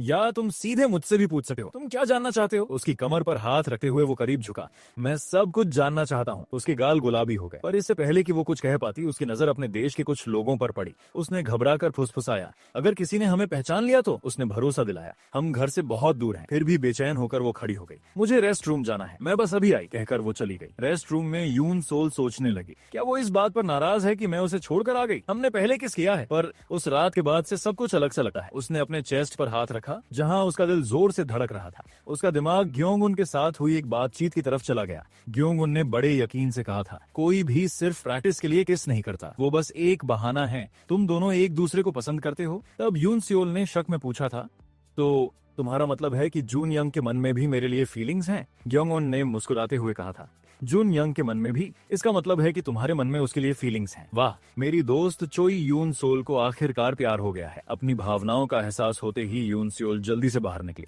जून, उसने आवाज दी, पर अचानक रुक गई और उसकी आंखें हैरानी से फटी रह गईं। जून यंग के बगल में सूजिन बैठी थी और उसका हाथ थामे हुए थी। ओह, चोई यून सोल, तुम भी यहाँ हो। क्या तुम ग्योंगन के साथ आई हो। सूजिन ने खुशी से पूछा। यून सोल वहीं जम गई। उसे समझ नहीं आ रहा था कि वो क्या देखे। उनकी नजदीकी देकर उसका दिल डूबने लगा और होश में आते ही उसने पूछा, क्या तुम भी यहाँ वेकेशन के लिए आई हो। सूजिन ने उदास चेहरा बनाकर जवाब दिया, बदकिस्मती से नहीं, मैं यहाँ फोटोशूट के लिए आई हूँ। हालांकि इसे एक वेकेशन होना चाहिए था, ये पर मैं बोर नहीं होंगी क्योंकि जून यंग भी यहाँ है। देखो, उसने मेरे लिए मेरी फेवरेट ड्रिंक भी ऑर्डर की है। उसने चिपकते हुए कहा। यून सोल ने सोचा, क्या ये मेरी ड्रिंक नहीं है। तभी एक स्टाफ मेंबर आया। मिस सूजिन, प्लीज आइए, आपके मेकअप बदलने का वक्त हो गया है। सूजिन खड़ी हुई और जून यंग को भी अपने साथ खींचने लगी। चलो जून यंग, मेरा फोटोशूट देखो, लोग तुम्हें देखकर खुश होंगे। उसने जवाब दिया, पर मेरा किसी और के साथ प्लान है। उसने पूछा, ओह, यून सोल के साथ। यून सोल ने तुरंत हाथ हिलाते हुए बात काटी, नहीं नहीं, बिल्कुल नहीं, bye Sujin, bye mister Khan. Yoon Seol का जवाब सुनकर जून यंग ने उसे पीछे मुड़कर देखा।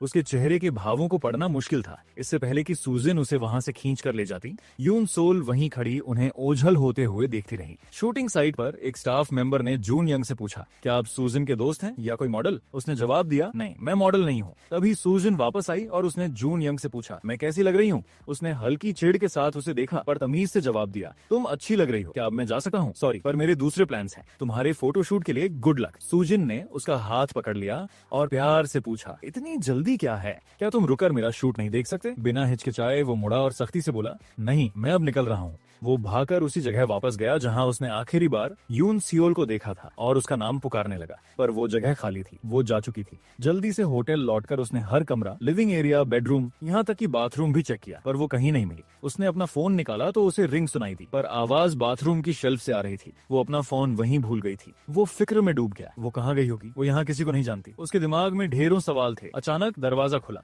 यून सोल को अंदर आते देख वो तेजी से उसकी तरफ मुड़ा। यून सोल, तुम कहाँ थी? उसने सफाई दी। ओह, मैं बस एक स्विम सूट खरीदने गई थी। उसने तनाव में कहा, तुम्हें मुझे बताना चाहिए था। उसने जवाब दिया, मैं कैसे बताती? सूजन तुम्हारे साथ थी, तुम दोनों काफी देर साथ थे, पर फिक्र मत करो, मैंने कोई गलतफहमी नहीं पाली है। उसने उसके दोनों हाथ पकड़ लिए, जिससे शॉपिंग बैग फर्श पर गिर गया। उसने उसे अपनी बाहों में खींच लिया और कसकर गले लगा लिया। उसने उसके कान में फुसफुसाया, तुम्हें पता है मैं कितना फिक्रमंद था। क्या ये वही एहसास है जिसकी तुम बात कर रही थी? चोय यून स्योल।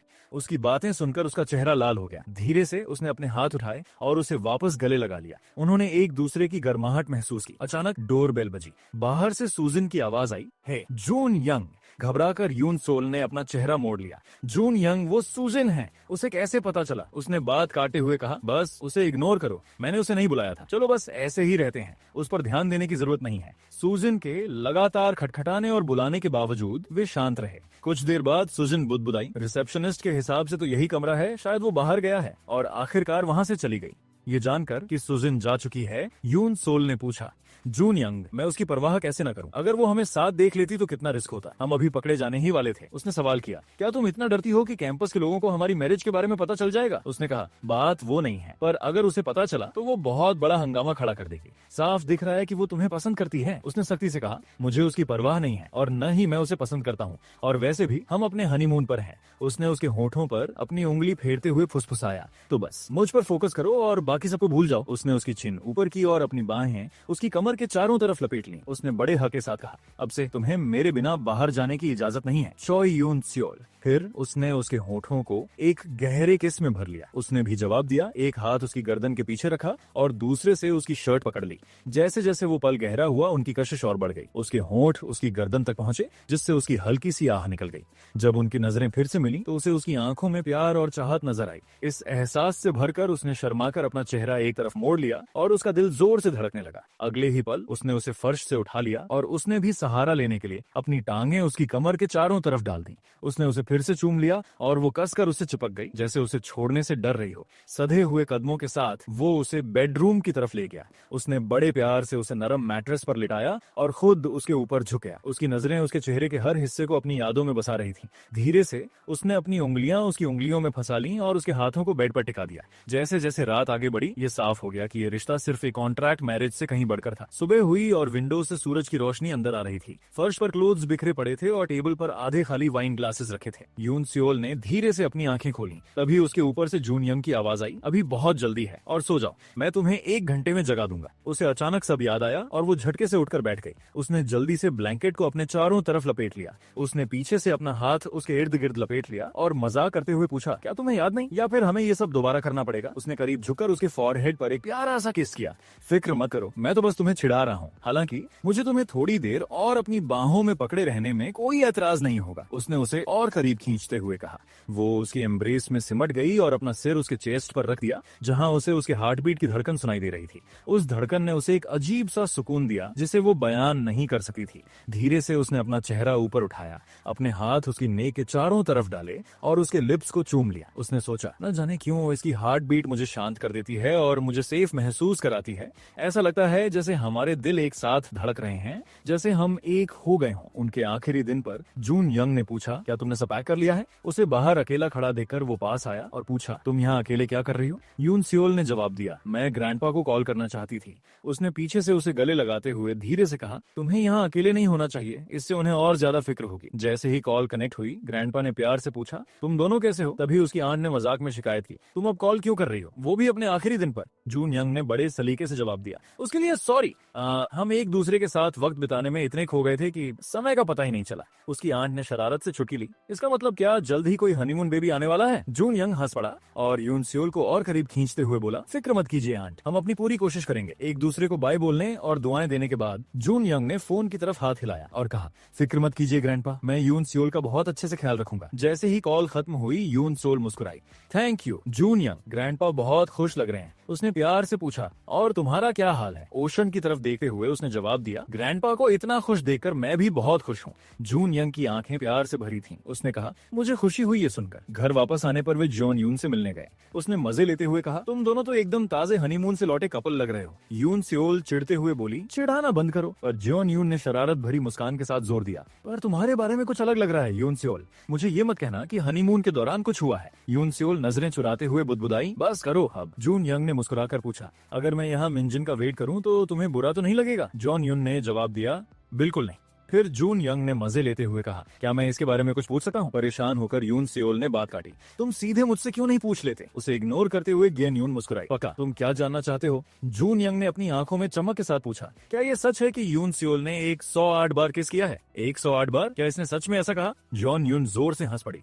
यून सियोल ने मिन्नत की, जॉन यून कुछ मत कहना। जॉन यून ने राज खोलते हुए कहा, ये मुमकिन ही नहीं है, इसने तो पहले कभी किसी को डेट तक नहीं किया। जून यंग ने अपनी भौहें सिकोड़ी, तो फिर इस 108वें किसके पीछे की कहानी क्या है? इससे पहले कि वो कुछ बोल पाती मिंजिन आ गया। उसने जल्दी से कहा, हे मिंजिन। मिंजिन ने इशारा करते हुए कहा, सॉरी पर हमें निकलना होगा। यून सोल ने जून यंग को दरवाजे से बाहर धकेलते हुए कहा, ठीक है घर पर मिलते हैं। उसके वापस आते ही ग्योन यून खुद को रोक नहीं पाई। 108 किसेस। यून सियोल फिर से चिड़ी, बस करो यार। जियोन यून हंसते हुए बोली, वैसे क्या मेरा गिफ्ट काम आया? यून सियोल का चेहरा लाल हो गया। दरअसल कुछ और ही हो गया। जियोन यून ने उत्सुकता से पूछा, क्या? यून सियोल ने हनीमून के दौरान सुजिन के अचानक आने की पूरी बात बताई। जियोन यून ने अंदाजा लगाया, मुझे यकीन नहीं हो रहा। अगर ये इत्तेफाक नहीं था तो क्या सुजिन सच में मिस्टर कांग का पीछा कर रही है? यून सोल ने सोचते हुए कहा, शायद ये सिर्फ एक इत्तेफाक था क्योंकि उसके बाद मैंने उसे नहीं देखा, पर मुझे तुम्हारी मदद चाहिए। तभी उसके फोन की घंटी बजी। ये सुख ह्युन था। उसने जोश में कहा, मेरे पास तुम्हारे लिए गुड न्यूज है। तुम्हें वो ब्लाइंड डेट याद है?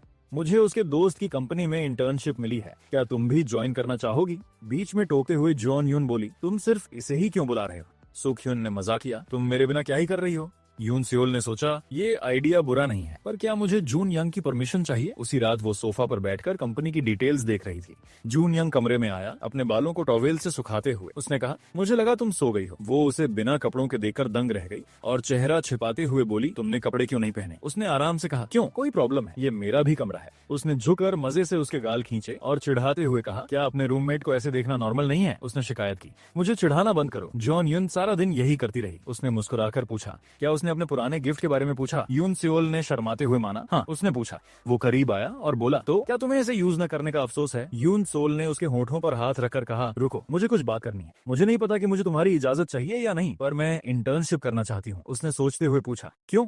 उसने ईमानदारी से समझाया, मैं अपनी बाकी की वेकेशन में कुछ कीमती काम करना चाहती हूँ और एक्सपीरियंस लेना चाहती हूँ। उसने बगल में बैठकर उसके कंधे पर हाथ रखा और कहा, तुम टीजे कॉर्प में इंटर्न बन सकती हो। उसने जोर देकर कहा, यही तो मैं नहीं चाहती, मैं इसे अपने दम पर करना चाहती हूँ। वो हल्का सा हंसा, तुम भी कमाल हो। ठीक है, पर पहले तुम्हें मुझे इनाम देना होगा। उसने पलटकर पूछा, कैसा इनाम? ये मत कहना कि टीजे कॉर्प भी अपने एम्प्लॉयज से ऐसे चार्ज करती है। उसने और करीब आते हुए कहा, यह अच्छा आइडिया है, मैंने पहले क्यों नहीं सोचा? यून सोल ने उसके होठों पर उंगली रखी और कहा, बिल्कुल नहीं, तुम्हें ये इतनी आसानी से नहीं मिलेगा। उसने मुस्कुराकर चैलेंज दिया, अच्छा मुझे रोक कर दिखाओ। अगले दिन वो कैफे में वेट कर रही थी। सुख ह्युन हांफते हुए आया, सॉरी मैं लेट हो गया, मैं सोता रह गया। उसने डांटा, तुम मुझे टेक्स्ट तो कर सकते थे। उसने जोश में कहा, उसे छोड़ो, अब हमें कंपनी डिटेल्स चेक करने की जरूरत नहीं है। मिस्टर कांग की कंपनी ने अभी इंटर्नशिप प्रोग्राम खोला है, क्योंकि पिछले टेस्ट में हमारे मार्क्स सबसे ज्यादा थे, हम सीधे ज्वाइन कर सकते हैं। यून सोल का दिमाग तेजी से दौड़ने लगा। ये पक्का जून यंग की चाल है, मैंने उसे कम आंका था, उसने मुझे बेवकूफ बनाया। अगली सुबह यून सियोल ने बताया, मम्मी पापा अगले हफ्ते से मैं वेकेशन के दौरान अपनी इंटर्नशिप शुरू करूंगी। मिसेस कैंग फिक्रमंद दिखी और पूछा, क्यों, क्या तुम्हारे पास पैसे खत्म हो गए हैं? क्या जून यंग तुम्हें क्रेडिट कार्ड नहीं दे रहा? यून सियोल मुस्कुराई और बोली, ऐसा नहीं है मॉम, ये इंटर्नशिप मेरे फ्यूचर करियर में मदद करेगी। मिस्टर कैंग ने पूछा, तुम किस कंपनी में इंटर्नशिप का प्लान कर रही हो? मुझे बताओ, मैं तुम्हारे लिए उनसे बात करूंगा। घबराकर यून सोल ने सहारा लेने के लिए जून यंग का हाथ पकड़ा और कहा, उसकी जरूरत नहीं है डैड। जून यंग ने तुरंत सफाई दी, यून सियोल और कुछ दूसरे स्टूडेंट्स मेरी कंपनी में इंटर्नशिप करेंगे, इसलिए फिक्र की कोई बात नहीं है डैड। ये सुनकर मिस्टर और मिसेस कैंग को सुकून मिला। जैसे ही वे पार्किंग एरिया में पहुंचे, यून सियोल ने हक से कहा, जून यंग एक मिनट रुको, क्या तुम्हें नहीं लगता कि तुम्हें मुझे कुछ बताना चाहिए? जून यंग ने कार का दरवाजा खोला, उसकी तरफ मुड़ा और कहा, बताने जैसा कुछ नहीं है। यून सियोल ने कार का दरवाजा थपथपाकर उसे बंद किया और कहा, तुमने मुझे धोखा दिया। कल तुमने कहा था कि अगर मैं इंटर्नशिप करना चाहूँ तो ठीक है, फिर तुमने अचानक इस इंटर्नशिप प्रोग्राम का ऐलान क्यों किया? मुस्कुराते हुए जून यंग ने जवाब दिया, ओह वो बात, मैंने कभी ये नहीं माना था कि तुम किसी दूसरी कंपनी में काम करो, और मैं तुम्हें अपनी कंपनी में आने के लिए फोर्स भी नहीं कर रहा। उसकी चिन को प्यार से ऊपर उठाते हुए उसने कहा, मैं बस अपनी वाइफ के साथ रहना चाहता हूँ, बस इतनी सी बात है। यून सोल ने अपना मुंह फुला लिया, पर उसे एहसास हुआ कि बहस करने का कोई फायदा नहीं है। उसने सख्ती से कहा, ठीक है, पर मेरे साथ दूसरे इंटर्न से अलग बर्ताव मत करना। वो मुस्कुराया और बोला, ओके, खुशी खुशी। टीजे कॉर्प में पहले दिन सुपरवाइजर यंग माई ने इंटर्न्स का स्वागत किया। वेलकम। सोवा एक ऐसी कंपनी है जो होटल और रिसोर्ट प्लानिंग पर फोकस करती है। जल्द ही हम योंगसान में एक होटल प्रोजेक्ट पर काम करेंगे। अगले 1 महीने तक प्लीज हमारी मदद कीजिए। शुरू करने से पहले क्या किसी का कोई सवाल है? सोक्यून ने अपना हाथ उठाया। मेरा एक सवाल है, उसने कहा। यंग मी ने जवाब दिया, हाँ पूछो। उसने पूछा, मिस आपकी उम्र क्या है? इससे हर कोई अनकंफर्टेबल हो गया। अजीब महसूस करते हुए यंग माई ने कहा, बस काम से जुड़ा हुआ सवाल पूछो, ओके? तभी एक औरत कमरे में आई और बोली, पर्सनल सवालों को काम के बाद के लिए बचा कर रखो। हर कोई उसकी तरफ मुड़ा। यंग मी ने उसकी पहचान कराई, ये यून है जंग है, मिस्टर कांग की सेक्रेटरी। सबने उन्हें विश किया, गुड मॉर्निंग। उन्होंने जवाब दिया, गुड मॉर्निंग। यून सोल और सोक्यून कौन है? मिस्टर कांग ने आप दोनों को बुलाया है। जैसे ही वे ऑफिस से होकर गुजरे, यून सियोल ने सोचा, तो जून यंग की कंपनी ऐसी दिखती है। यून हाय जुंग ने ऑफिस का दरवाजा खोला और बताया, मिस्टर कांग वे आ गए हैं। उन्होंने उन्हें अंदर जाने का इशारा किया। सोक्यून ने कहा, थैंक यू सेक्रेटरी यून। जैसे ही वे अंदर पहुंचे, यून सोल ने देखा कि जून यंग अपने डेस्क पर बैठा काम कर रहा है। उसने सोचा, मैं पहली बार उसका ऑफिस और उसके काम करने का तरीका देख रही हूँ। जून यंग ने ऊपर देखा और कहा, सोव में तुम्हारा स्वागत है। मुझे उम्मीद है कि तुम्हारी इंटर्नशिप तुम्हें कीमती जानकारी और एक्सपीरियंस देगी। सोक्यून ने जवाब दिया, इस मौके के लिए थैंक यू मिस्टर कांग, हम इसका पूरा फायदा उठाएंगे। दरअसल यून सियोल और मैं लगभग एक दूसरी कंपनी में इंटर्नशिप करने ही वाले थे। जून यंग का चेहरा उतर गया। उसने पूछा, ओह क्या तुम दोनों साथ में इंटर्नशिप करने का प्लान कर रहे थे? सोक्यून ने मजे लेते हुए कहा, बिल्कुल, यून सियोल तो मेरे बिना एक खोई हुई बच्ची जैसी है। जून यंग ने अपना टैबलेट उठाया और कहा, ठीक है, तुम सेक्रेटरी यून से कुछ भी पूछ सकते हो। अब तुम अपना काम शुरू कर सकते हो। जैसे ही वे ऑफिस से बाहर निकले, यून सियोल ने मुड़कर जून यंग को देखा, जो पहले से ही अपने काम में खो चुका था। उसने सोचा, वो इतना कोल्ड क्यों है? बाद में जब यून सियोल एक फाइल ढूंढ रही थी तो सोक्यून ने पूछा, तुम क्या तलाश रही हो? उसने जवाब दिया, मिस यंगमी ने मुझे पिछले साल की होटल प्रोजेक्ट फाइल ढूंढने को कहा था, पर वो मुझे अभी तक नहीं मिली। एक फाइल उठाते हुए सोक्यून ने कहा, ओह ये वाली, मैंने ये सब चेक कर ली है। उसने हैरान होकर अपने सिर पर हल्के से फाइल मारते हुए कहा, मुझसे ये कैसे छूट गई? सोक्यून ने उसे चिढ़ाया, तुम्हारा फोकस बिगड़ गया होगा क्योंकि तुमने कुछ खाया नहीं है। उसने जवाब दिया, मिस यंगमी को ये फाइल देने के बाद मैं खा लूंगी। सोक्यून ने उसके सिर पर हाथ फेरा और पूछा, क्या मैंने तुम्हें ज्यादा जोर से मार दिया? उसने चिढ़कर कहा, अपना हाथ हटाओ। वहीं पास में खड़ा जून यंग ये सब देख रहा था और काफी परेशान था। उसने अपने साथियों के साथ वहां से गुजरते हुए ऑर्डर दिया, सेक्रेटरी यून 4 बजे वाली मीटिंग कल सुबह 8 बजे के लिए रख दो।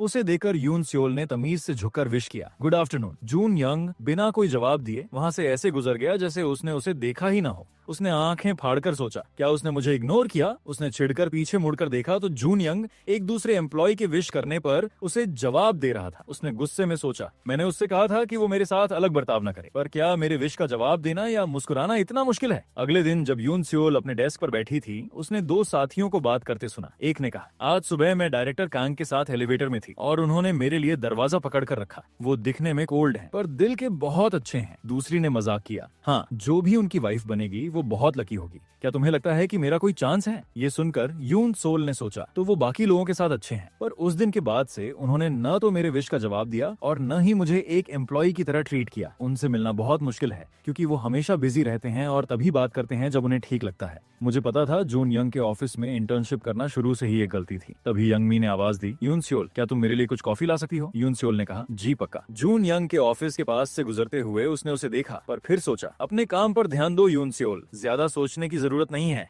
एलिवेटर के पास जैसे ही दरवाजे बंद होने लगे, उसने आवाज दी, रुको। दरवाजे खुले और उसने अंदर कदम रखते हुए दरवाजा पकड़ने वाले को थैंक यू कहा, पर जैसे ही उसने ऊपर देखा उसकी आंखें खुली रह गईं। वो जून यंग था। उसने उसे घूरते हुए पूछा, तुम आ रही हो या नहीं? उसने जवाब दिया, हाँ, और अंदर चली गई। सन्नाटे में टेंशन इतनी बढ़ गई कि वो खुद को रोक नहीं पाई और पूछा, जून यंग क्या तुम मुझसे नाराज हो? उसने पलटकर पूछा, तुम्हें ऐसा क्यों लगा? और वैसे भी क्या तुम मुझसे कुछ छिपा नहीं रही हो? तुमने मुझे शुरू से क्यों नहीं बताया कि तुम सोक्यून के साथ इंटर्नशिप करने वाली थी? परेशान होकर उसने उसका हाथ पकड़ा, तुम फिर से उसका नाम क्यों ले रहे हो? क्या तुम मुझ पर शक कर रहे हो? क्या इसीलिए तुम गुस्सा हो और मुझे अवॉइड कर रहे हो? उसने हल्का सा मुड़कर जवाब दिया, क्या तुम्हें लगता है कि कोई ऐसा पति होगा जिसका दिल अपनी पत्नी को किसी दूसरे आदमी के साथ देखकर नहीं दुखेगा? इससे पहले कि वो जवाब देती, एलिवेटर रुक गया और दरवाजे खुल गए। सोक्यून ने मुस्कुराते हुए विश किया, हेलो मिस्टर कांग और हेलो यून सोल। जून यंग बाहर निकलते हुए बोला, हेलो सोक्यून, मैं चलता हूँ। जैसे ही सोक्यून यून सोल की तरफ मुड़ा, उसने देखा कि उसकी आंखें में आंसू थे। उसने फिक्र से पूछा, यून क्या तुम रो रही हो? क्या क्या तुम्हें चोट लगी है? ये सुनकर जून यंग पीछे मुड़ा, पर एलिवेटर के दरवाजे बंद हो गए।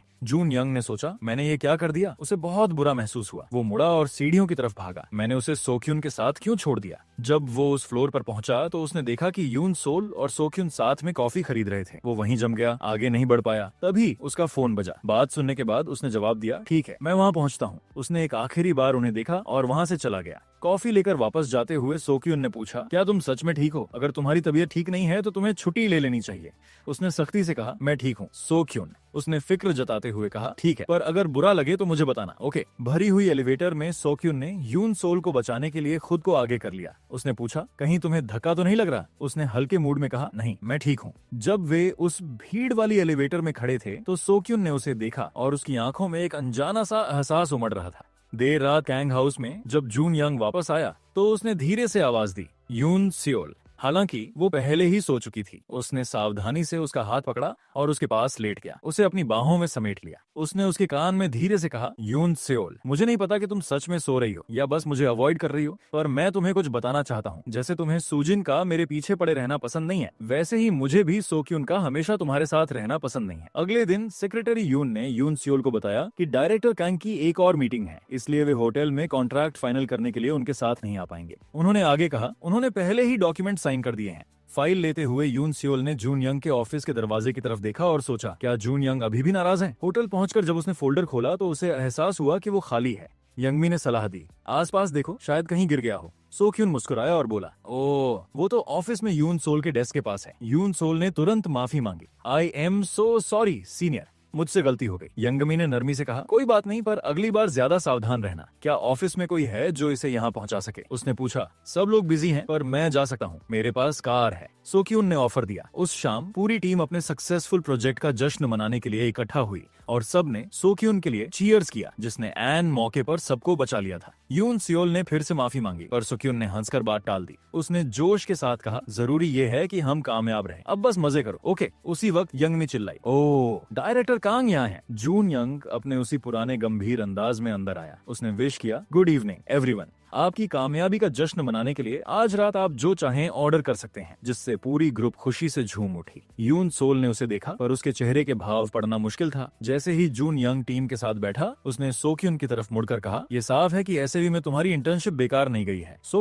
सोक्यून ने आत्मविश्वास के साथ मुस्कुराकर जवाब दिया, बिल्कुल, मैंने आपसे कहा था कि मैं आपको निराश नहीं करूंगा सर। यंगमी ने उत्सुकता से कहा, तुम दोनों काफी क्लोज लग रहे हो। सोक्यून ने समझाया, ओह, मिस्टर कांग हमारे कैंपस में पढ़ाते हैं। यंगमी ने सोक्यून के कान में धीरे से कहा, उन्हें चाहने वाले तो बहुत लोग होंगे, क्या तुम्हें पता है कि उनकी कोई गर्लफ्रेंड है? इससे पहले कि सोक्यून जवाब देता, जून यंग बोल पड़ा, मेरी कोई गर्लफ्रेंड नहीं है। हिम्मत जुटाकर यंगमी ने पूछा, तो क्या आप किसी को पसंद करते हैं? यून सोल ने जून यंग की तरफ देखा, उसका दिल तेजी से धड़क रहा था, पता नहीं वो क्या कहेगा। जून यंग ने आखिरकार जवाब दिया, कौन जानता है, वैसे भी मुझे नहीं लगता कि कोई भी औरत मेरे लिए फीलिंग्स रखेगी।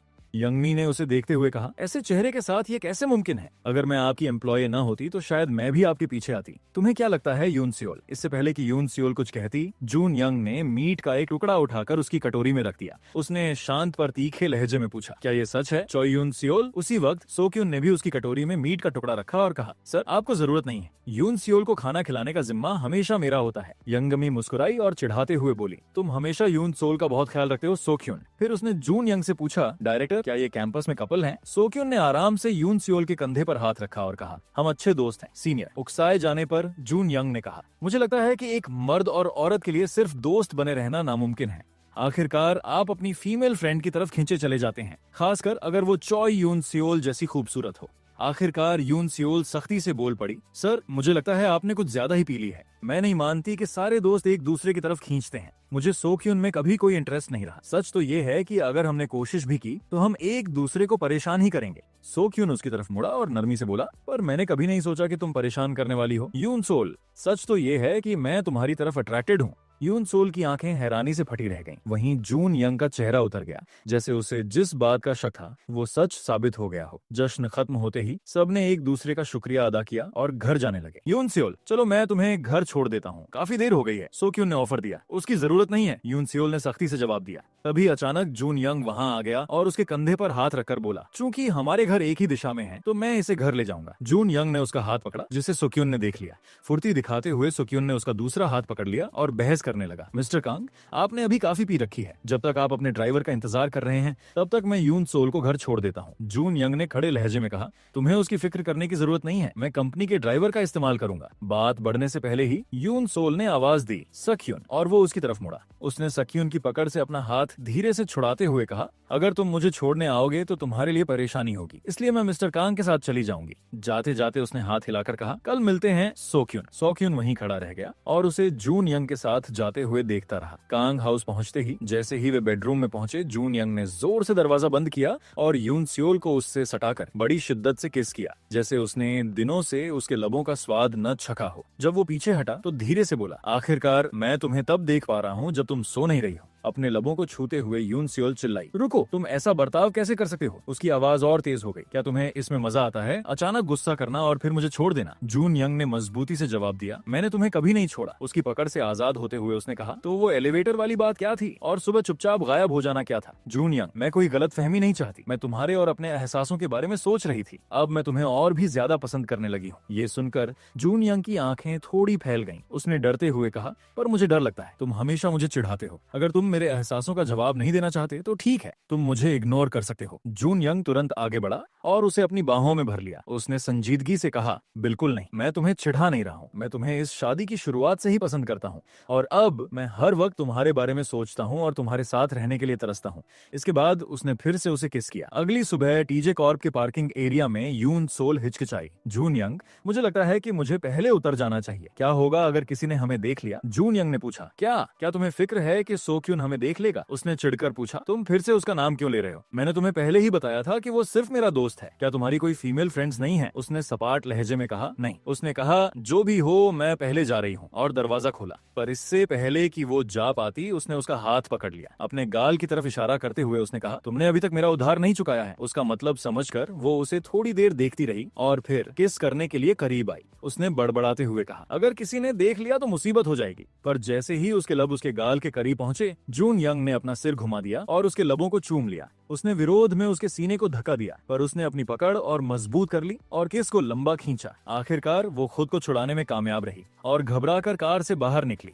जून यंग भी उसके पीछे बाहर आया, पर जैसे ही वे बाहर निकले उन्हें एक आवाज सुनाई दी, चॉ यून सियोल और डायरेक्टर कांग, आप दोनों एक ही कार में क्यों थे? वो यंगमी थी। फुर्ती से सोचते हुए यून सियोल ने जवाब दिया, ओह, हम इत्तेफाक से एक दूसरे से मिल गए थे तो उन्होंने मुझे राइड दे दी। यंगमी ने शरारत भरी मुस्कान के साथ कहा, ओह अच्छा, पर डायरेक्टर, शायद आप अपने मुंह से लिपस्टिक के दाग हटाना चाहेंगे। उसने मजाक में अपनी आंखें छिपाते हुए कहा, मैं आगे चलती हूँ, और वहाँ से चली गई। ऑफिस के अंदर जब यून सोल काम शुरू करने की कोशिश कर रही थी, सोक्यून उसके पास आया। उसने पूछा, क्या तुम मिस्टर कांग के करीब हो? उसने जल्दी से जवाब दिया, नहीं। तुम्हारा क्या मतलब है? तुम ज्यादा सोच रहे हो। इससे पहले कि वो और सवाल करता, यंगमी ने आवाज दी, सोक्यून, प्लीज सेल्स डिपार्टमेंट से डॉक्यूमेंट्स ले आओ। जाते जाते सोक्यून ने जून यंग की तरफ मुड़कर देखा और सोचा, यून सियोल ऐसी नहीं है जो आसानी से किसी से जुड़ जाए, पर वे काफी क्लोज लग रहे हैं। क्या ये सिर्फ इसलिए है क्योंकि उन्होंने उसे राइड दी, या मैं ही ज्यादा सोच रहा हूँ? बाद में जब यून सोल काम कर रही थी, जून यंग कॉफी पीते हुए उसके पास आया। उसने धीरे से घबरा कर कहा, तुम यहाँ क्या कर रहे हो? क्या होगा अगर किसी ने हमें देख लिया और अफवाहें फैलने लगी? हमें सावधान रहना चाहिए। जून यंग ने बेफिक्री से कहा, शायद हमें सबको अपनी शादी के बारे में बता देना चाहिए, फिर हमें कुछ भी छिपाने की जरूरत नहीं पड़ेगी। नहीं, मैं नहीं चाहती कि अगर उन्हें पता चले कि मैं तुम्हारी वाइफ हूँ तो वो मेरे साथ अलग बर्ताव करें। उसने मजबूती से जवाब दिया, हमने सिर्फ कॉलेज में इसे सीक्रेट रखने का फैसला किया था, यहाँ हमें इसे छिपाने की क्या जरूरत है? उसने बेफिक्री से सवाल किया। इसी बीच जब सोक्यून सेल्स डिपार्टमेंट से लौटा तो उसने जून यंग और यून सोल को साथ देखा। जो उसने देखा उसे देखकर वो सन्न रह गया। जून यंग ने अपनी कॉफी यून सियोल को पकड़ाई और उसने शर्माते हुए उसी स्ट्रॉ से कॉफी पी जिसे उसने अब भी इस्तेमाल किया था। क्या वे सच में इतने करीब हैं? नहीं, ऐसा नहीं हो सकता। सोक्यून ने आंखें फाड़कर सोचा। उसके हाथ से फाइल्स छूटकर गिर गईं, जिससे यंगमी का ध्यान उसकी ओर गया। हैरान होकर वो उसके पास आई।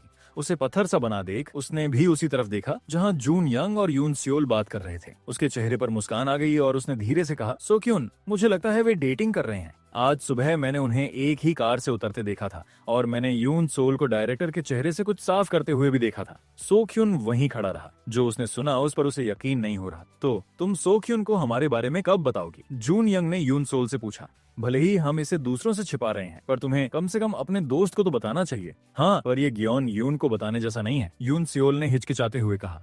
क्यों? वो सिर्फ एक दोस्त है, तो उसे जितना जल्दी हो सके बता दो, जून यंग ने जोर दिया। तुम इस पर इतना जोर क्यों दे रहे हो? उसने पूछा। क्योंकि मुझे लगता है कि तुम उसके लिए सिर्फ एक दोस्त से बढ़कर हो। उसने उस दिन खुद ये बात कही थी। जून यंग ने कड़े लहजे में कहा। ओह, इसका मतलब ये नहीं है कि उसके मन में मेरे लिए कोई खास एहसास है, उसने बेफिक्री से कहा। जून यंग ने त्योरियां चढ़ाई। क्या तुम वाकई अभी तक नहीं जानती? उसने तीखे अंदाज में पूछा। मुझे तो बस इतना पता है कि वो अपनी सारी फीमेल फ्रेंड्स के साथ ऐसा ही बर्ताव करता है। यून सोल ने मन ही मन सोचा। पर क्या होगा अगर जून यंग सही हुआ तो? क्या मेरे बताने पर सोक्युन ठीक रहेगा? या अगर मैंने कुछ नहीं कहा तो क्या चीजें और बिगड़ जाएंगी? उसके दिमाग पर ये बातें हावी हो रही थीं। अपने डेस्क पर उसने सोक्युन की तरफ मुड़कर आवाज दी। सोक्युन, क्या काम के बाद तुम्हारे पास थोड़ा फ्री टाइम है? मुझे तुम्हें कुछ बताना है। एक हल्की मुस्कान के साथ उसने जवाब दिया। ओह, क्या इत्तेफाक है, मुझे भी तुम्हें कुछ बताना है। इस बीच जून यंग अपने ऑफिस में बैठा यून सियोल का मैसेज पढ़ रहा था। मैं आज सोक्युन को वो बात बता दूंगी जो तुमने मुझसे कही थी, तो तुम पहले चले जाओ, मैं उससे बात करने के बाद घर आऊंगी। कैफे में जब यून सियोल और सोक्युन साथ बैठे थे तो उसने आसपास देखते हुए कहा, ये कैफे कितना खूबसूरत है, पिक्चर्स लेने के लिए एकदम परफेक्ट। पर सच कहूँ तो मुझे लगता है कि हम यहाँ के लिए नहीं बने हैं, ये कपल्स के लिए ज्यादा बेहतर है। सोक्युन ने अपना ड्रिंक नीचे रखा। हमारे यहाँ होने में क्या बुराई है? उसने गंभीर लहजे में पूछा। अचानक हुए इस सवाल से यून सियोल सकपका गई और घबरा कर हंसी। ओह, इसे सीरियसली मत लो, मैं तो बस ऐसे ही कह रही थी। चूंकि हम दोस्त हैं तो ये जगह थोड़ी अजीब लगती है, उसने झिझकते हुए समझाया। बिना किसी चेतावनी के सोक्युन ने आगे बढ़कर उसका हाथ थाम लिया। उसकी पकड़ मजबूत थी। यून सोल, उसने भारी आवाज में शुरू किया, आज से मैं नहीं चाहता कि हम सिर्फ दोस्त रहें। शुरू से ही मैं तुम्हें हमेशा पसंद करता आया हूँ। अपना हाथ छुड़ाते हुए उसने संजीदगी से पूछा, पिछली बार तुमने मुझे रिजेक्ट कर दिया था और कहा था कि तुम मजाक कर रहे थे, तो अब क्यों? वो अचानक था और मैं तैयार नहीं था, पर जब मैंने तुम्हें मिस्टर कांग के साथ देखा तो मैं परेशान और बेचैन हो गया। तब मुझे तुम्हारे लिए अपने एहसासों का एहसास हुआ। उसने शांति से कबूल किया। तो जून यंग सही था, मुझे इससे पहले की बात बिगड़े उसे अपनी शादी के बारे में बता देना चाहिए। यून सियोल ने सोचा। सोक्युन, असल में मिस्टर कांग, इससे पहले कि वो बात पूरी करती सोक्युन ने उसके कंधे पकड़ लिए। यून सियोल, मैं जानता हूँ मिस्टर कांग अट्रैक्टिव है, पर मैं तुम्हें उनसे बेहतर जानता हूँ। अगर तुम पहले किसी और को डेट करना चाहती हो तो ठीक है, मैं सब्र से तुम्हारा इंतजार करूंगा, उसने प्यार से कहा। एक आह भरते हुए यून सियोल ने शुरू किया। सोक्युन, शांत हो जाओ और मेरी बात सुनो। तुम्हें मेरा इंतजार करने की जरूरत नहीं है, हम सिर्फ दोस्त ही रह सकते हैं, क्योंकि मेरी शादी मिस्टर कांग से हो चुकी है। उसकी बातों ने सोक्युन को सदमे में डाल दिया। उसने अपने हाथ पीछे खींच लिए। यूनसोल, क्या तुम्हारा दिमाग ठिकाने पर है? तुम्हें शादी को लेकर मजाक नहीं करना चाहिए। क्या उन्होंने तुम्हें शादी के लिए पूछा? वो बस तुम्हें चिढ़ा रहे हैं, उनकी बातों में मत आओ, सोक्युन ने गुस्से में कहा। ये सच है, मैंने ही उसे शादी के लिए पूछा था और वो कोई मजाक नहीं था। जून यंग की आवाज ने उस टेंशन को बीच में ही काट दिया। वो अंदर आया, उसने यून सियोल का हाथ पकड़ा और उसकी वेडिंग रिंग को छोड़कर बाकी सारी रिंग्स उतार दी और उसे सोक्युन को दिखाया। सॉरी सोक्युन, पर मेरी शादी पहले ही उनसे हो चुकी है, यून सियोल ने ईमानदारी से कहा। चोई यून सियोल मेरी पत्नी है। हम तुम्हें बताना चाहते थे क्योंकि तुम उसके दोस्त हो। हम इसे कैंपस में सीक्रेट रख रहे थे, पर मुझे भरोसा है कि तुम इसे अपने तक ही रखोगे। जून यंग ने बात पूरी की। चलो यून सियोल, उसे इस बात को समझने के लिए थोड़ा वक्त चाहिए होगा, जून यंग ने उसे खींचते हुए कहा। सोक्युन वहाँ सुन्न खड़ा रह गया। उनकी शादी हो गई कब से? सारी पुरानी यादें उसके दिमाग में घूमने लगी। अपना सिर पकड़ते हुए उसने सोचा, मुझे पहले एहसास क्यों नहीं हुआ? मैंने सारे इशारों को इग्नोर कैसे कर दिया? सू जिन के घर पर वो झुंझलाहट में चिल्लाई, मिस्टर आपके आदमी ने अभी तक टीजे कॉर्ट में मेरी इंटर्नशिप पक्की क्यों नहीं करवाई? प्लीज शांत हो जाइए मिस सूजिन, ये जल्द ही हो जाएगा, मिस्टर आन ने सावधानी से जवाब दिया। हमें ये भी खबर मिली है कि कैंग जून यंग एक इंटर्न के काफी करीब आ रहा है। उसकी आवाज और चिढ़ के साथ ऊंची हो गई। ऐसी बात सुनकर मैं शांत कैसे रह सकती हूँ? मिस्टर आन शांत रहे, वो आदमी जल्द ही अच्छी खबर देगा, मैं आपको यकीन दिलाता हूँ। आप उस पर भरोसा कर सकती हैं। ये वही सोर्स है जिसने हमें उनके ग्वाम ट्रिप के बारे में बताया था। सूजिन रुकी, फिर सिर हिलाया। ठीक है, चूंकि उसने पहले सही जानकारी दी थी तो मैं अभी के लिए उस पर भरोसा करूंगी। तेजी से मुड़ते हुए उसने मुस्कुराहट के साथ कहा, मिस्टर आन, पक्का करना कि उसे कोई गिफ्ट मिले, हमें उसे अपने साथ रखना होगा। मैं जानती हूँ सूजिन को हमेशा वो मिलता है जो वो चाहती है। 2 दिन बाद एक कैफे में ग्योन युन ने पूछा, तो क्या सोक्युन ने तुमसे अपने प्यार का इजहार कर दिया? कल उसने मुझसे तुम्हारी सीक्रेट मैरिज के बारे में पूछा था, पर अपने एहसासों के बारे में कुछ नहीं बताया। यून सियोल ने आह भरते हुए कहा, हाँ, मुझे अभी भी यकीन नहीं हो रहा है। ग्योन यून ने सोचते हुए पूछा, पर वो अब तुम्हारे साथ सीरियस रिलेशनशिप क्यों चाहता है? यून सियोल ने समझाया। उसने कहा कि उसे जून यंग की वजह से इस बात का एहसास हुआ।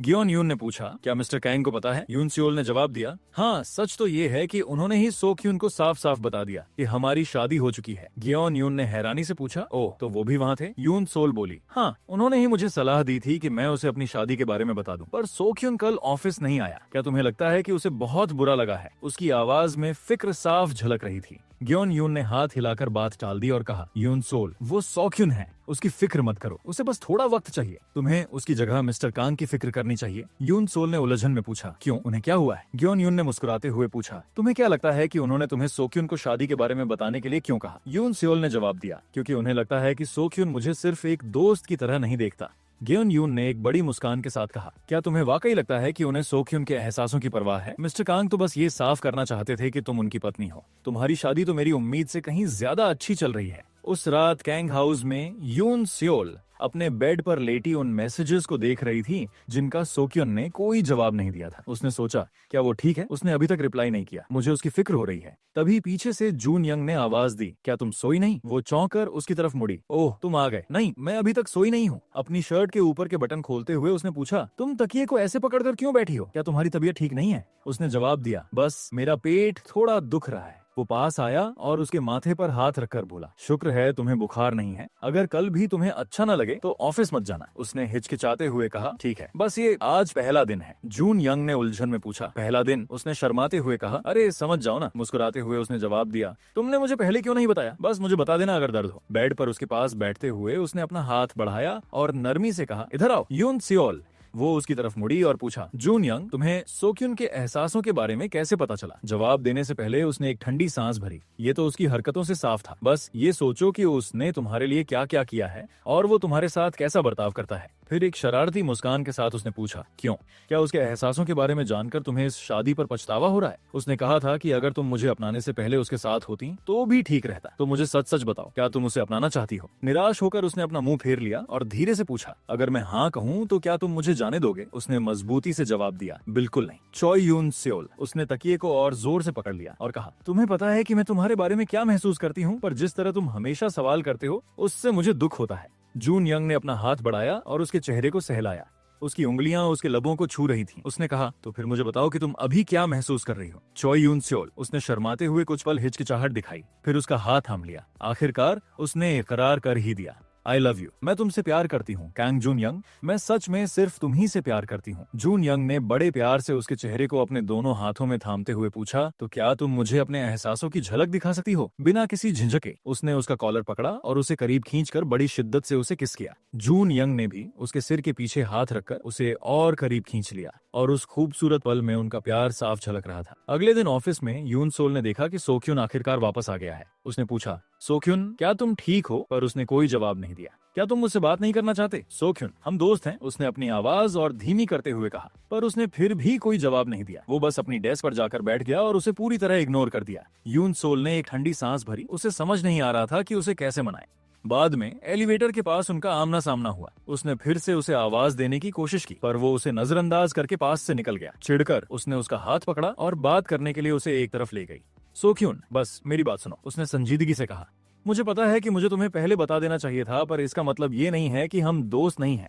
मैं बस अपनी शादी को सीक्रेट रखना चाहती थी। ये सब इतनी जल्दी में हुआ। सोक्युन ने भारी आवाज में पूछा, क्या हुआ था यून सियोल? तुम दोनों की शादी कैसे हुई? क्या तुम एक दूसरे को पहले से जानते थे? उसने समझाया। सोक्युन, याद है जब मैंने तुमसे शादी के लिए पूछा था, वो इसलिए था क्योंकि मेरे दादाजी बीमार थे। तुमने उस आइडिया को मना कर दिया था और तब जून यंग सामने आया। उसने अपने हाथ बांधते हुए कहा, ओह, तो अब तुम उसे उसके नाम से बुला रही हो और तुम दोनों ने इतनी आसानी से शादी कर ली। उसने शांति से जवाब दिया, हाँ, हमारे परिवार करीबी हैं और हमारी सोच एक जैसी थी। सोक्युन ने गुस्से में कहा, तुम्हें मुझे शुरू से ही असली वजह बतानी चाहिए थी। जैसा कि तुमने कहा था, हम अभी बहुत छोटे हैं। अगर तुम मान भी जाते तो शायद हमारे परिवारों के बीच मुश्किलें आती। ये शादी कांग जून यंग की वजह से हुई है। उसने मजबूती से कहा, सोक्युन, मुझे माफ कर दो कि मैंने ये तुमसे छिपाया। उसने साफ साफ कहा, पर मैं तुम्हें सिर्फ एक दोस्त की तरह देखती हूँ। उसने उसे कुछ पल देखा और फिर जवाब दिया, ठीक है, भले ही हम सिर्फ दोस्त हों, पर मैं तुम्हारा इंतजार करूंगा यून सियोल। अगर कभी तुम्हारा उसके लिए प्यार खत्म हो जाए तो बस मेरे पास आ जाना। यून सियोल ने गहरी सांस ली और कहा, सोक्युन, हम हमेशा दोस्त रहेंगे और तुम्हें मेरा इंतजार करने की जरूरत नहीं है।